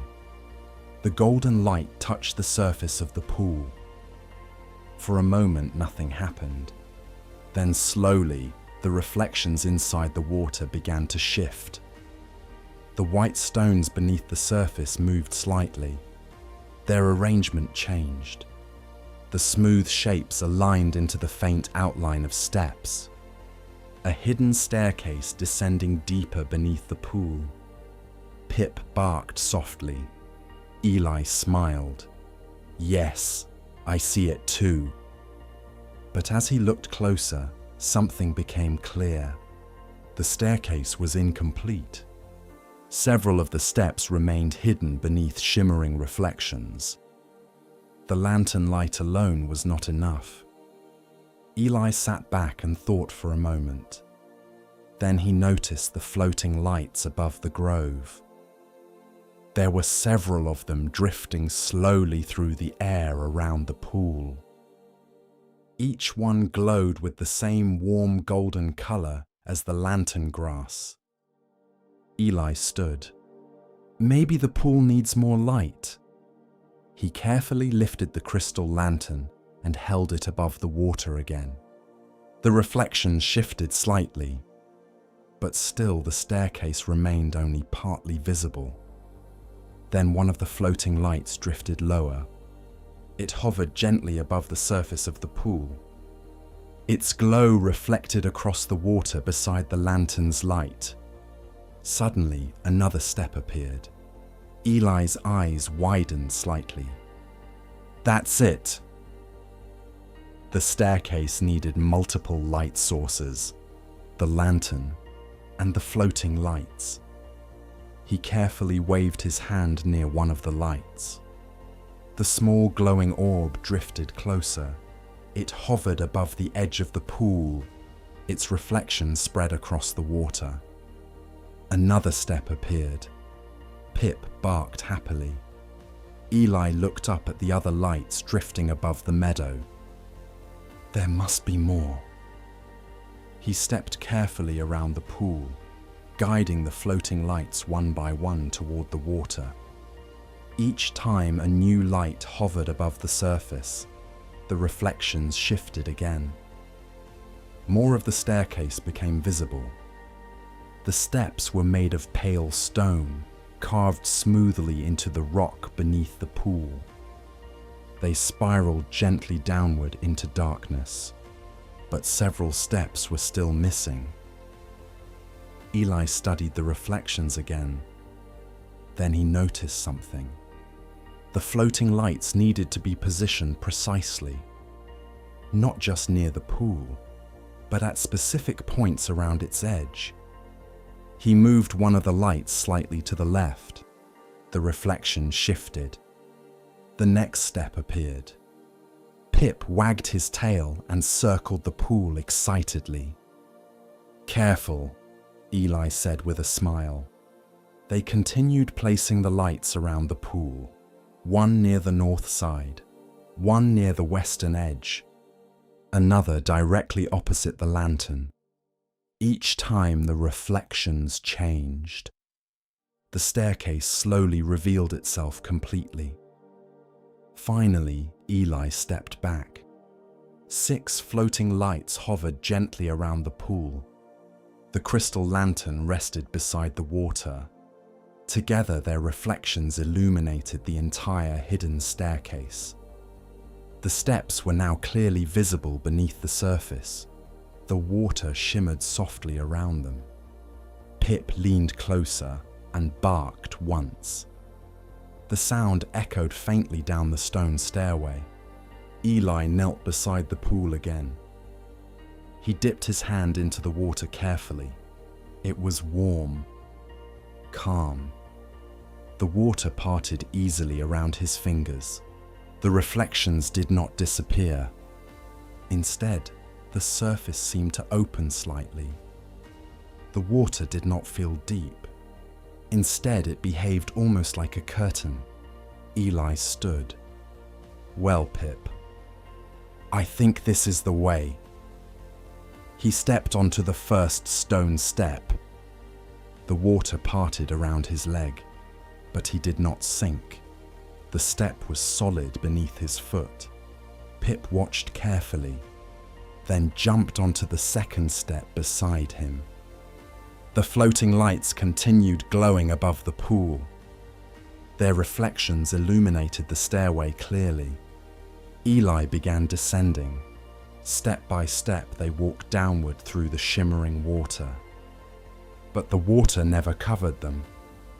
Instead, it flowed around the staircase like a thin curtain of light. Above them, the lantern meadow shimmered through the surface. The floating lights drifted quietly above the pool. But with every step Eli and Pip took downward, the world above grew dimmer. Soon the staircase led fully beneath the surface. The water above became a glowing ceiling. Soft golden light filtered through it.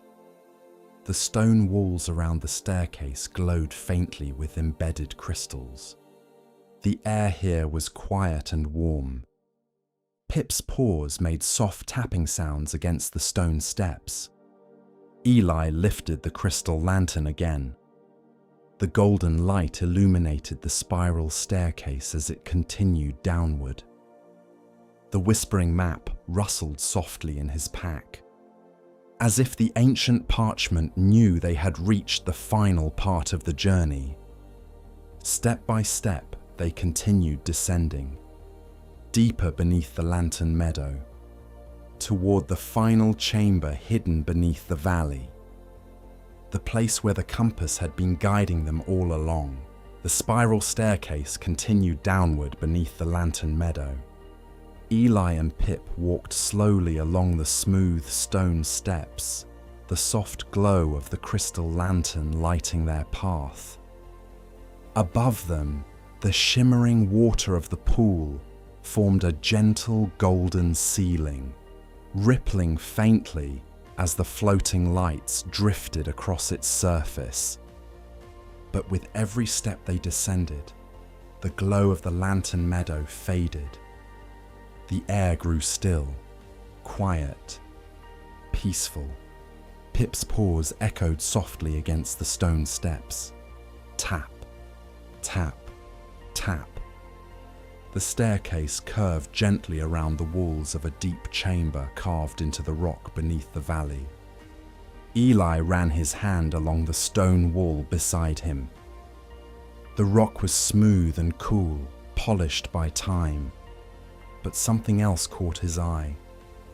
Tiny crystals were embedded within the stone. At first, they appeared dim and colorless.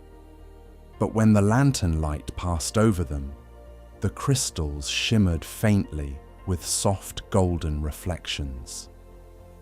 Eli smiled. It seems like everything here loves light.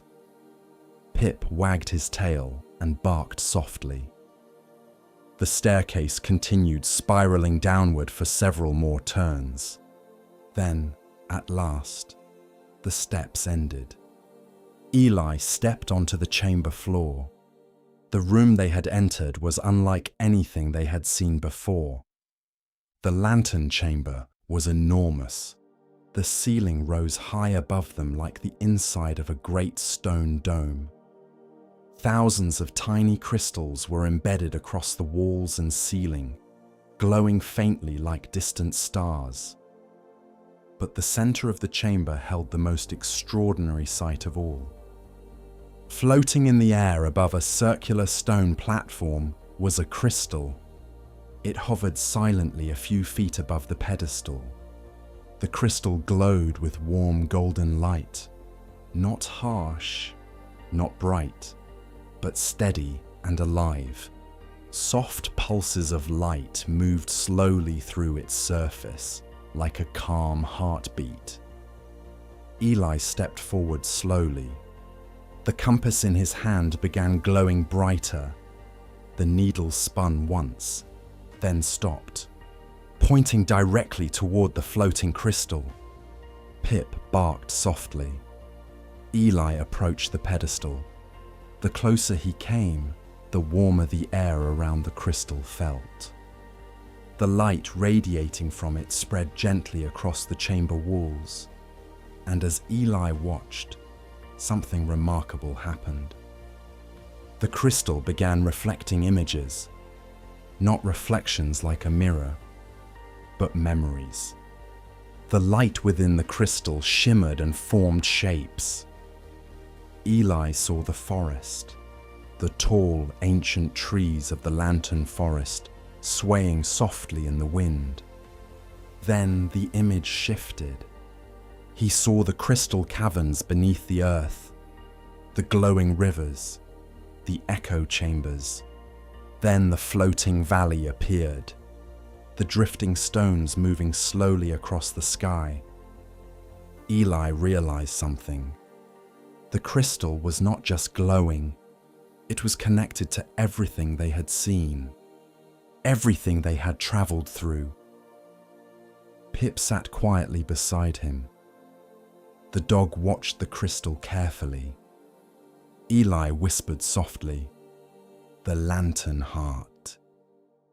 The name felt right.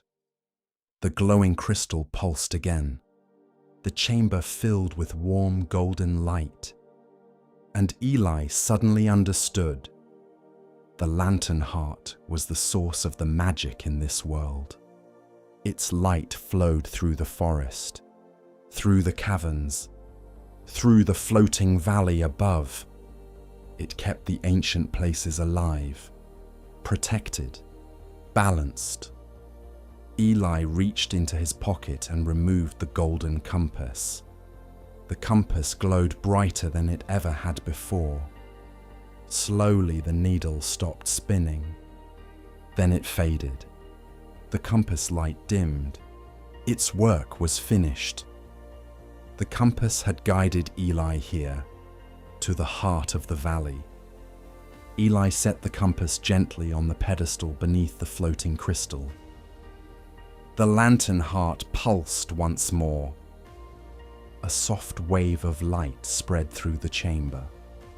The crystals embedded in the walls shimmered brightly. Pip barked happily. Eli stepped back. The chamber remained calm and quiet, but the warmth of the lantern heart filled the air. The whispering map rustled softly in his pack. He removed it and opened it beneath the glowing crystal. The map changed again. The winding paths of the forest disappeared. The caverns faded. The floating valley softened into a single glowing symbol, the lantern meadow. The journey was complete. The map had nothing left to reveal. Eli rolled the parchment slowly. Then he looked up once more at the lantern heart, floating peacefully above the pedestal. Its light pulsed slowly, steady, calm, like the quiet heartbeat of the entire valley. Pip rested beside him. For a few moments, Eli simply stood there in the quiet chamber, watching the gentle glow of the crystal. The journey had led them exactly where they were meant to be. And above them, far above the stone chamber, the lantern meadow swayed peacefully in the evening breeze. The lantern heart floated quietly above the pedestal, glowing with the same calm golden light that filled the hidden valley above. The chamber was peaceful, still.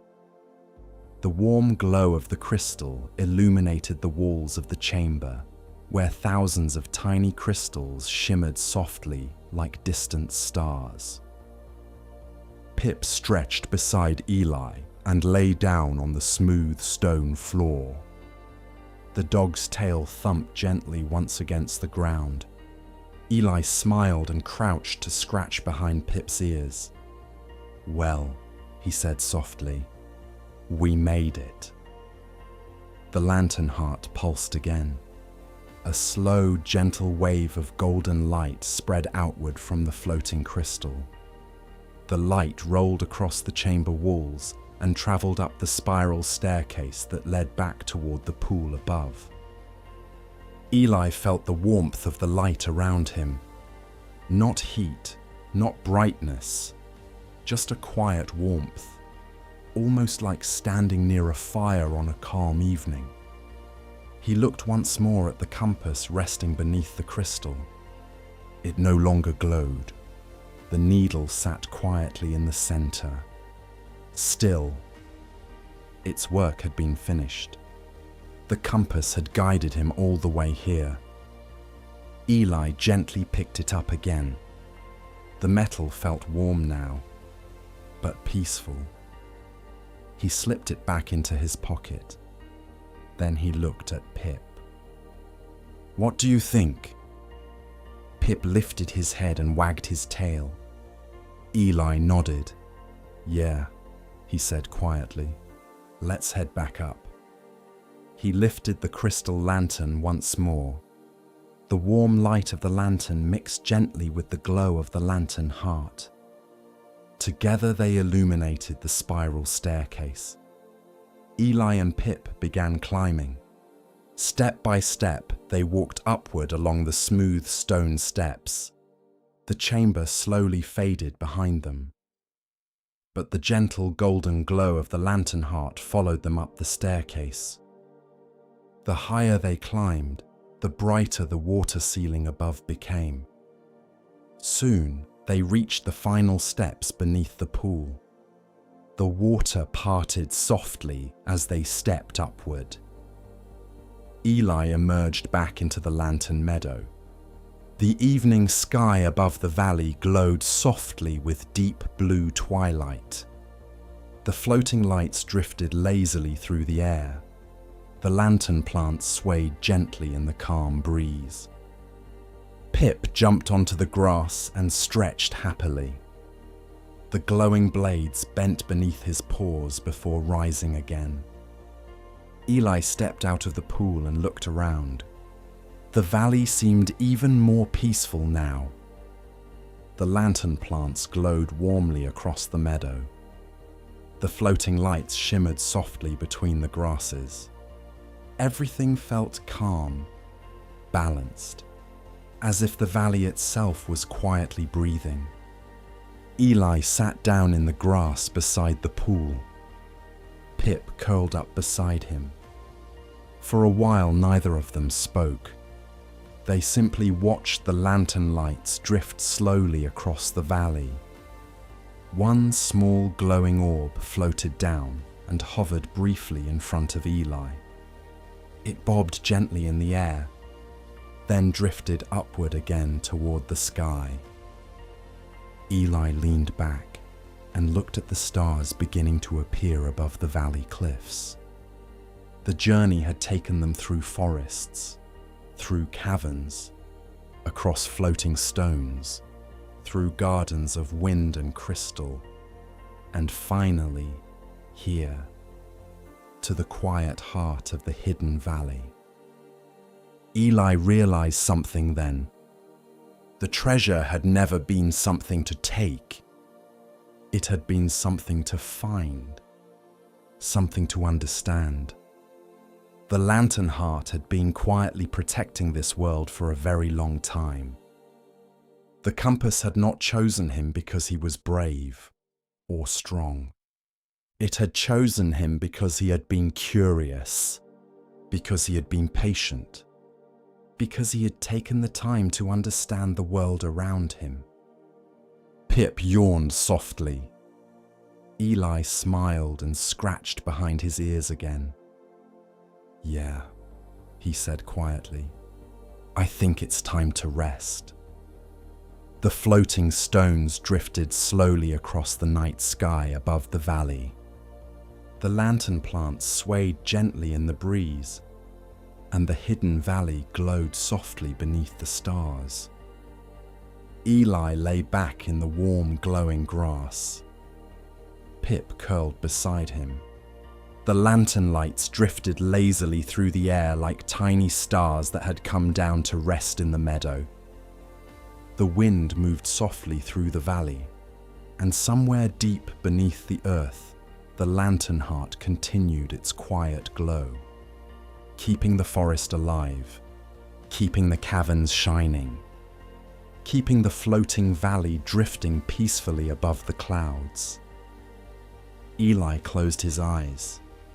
The journey had been long, but the valley was calm, safe, quiet, and soon the gentle sounds of the meadow carried Eli and Pip into a peaceful sleep beneath the glowing lantern lights.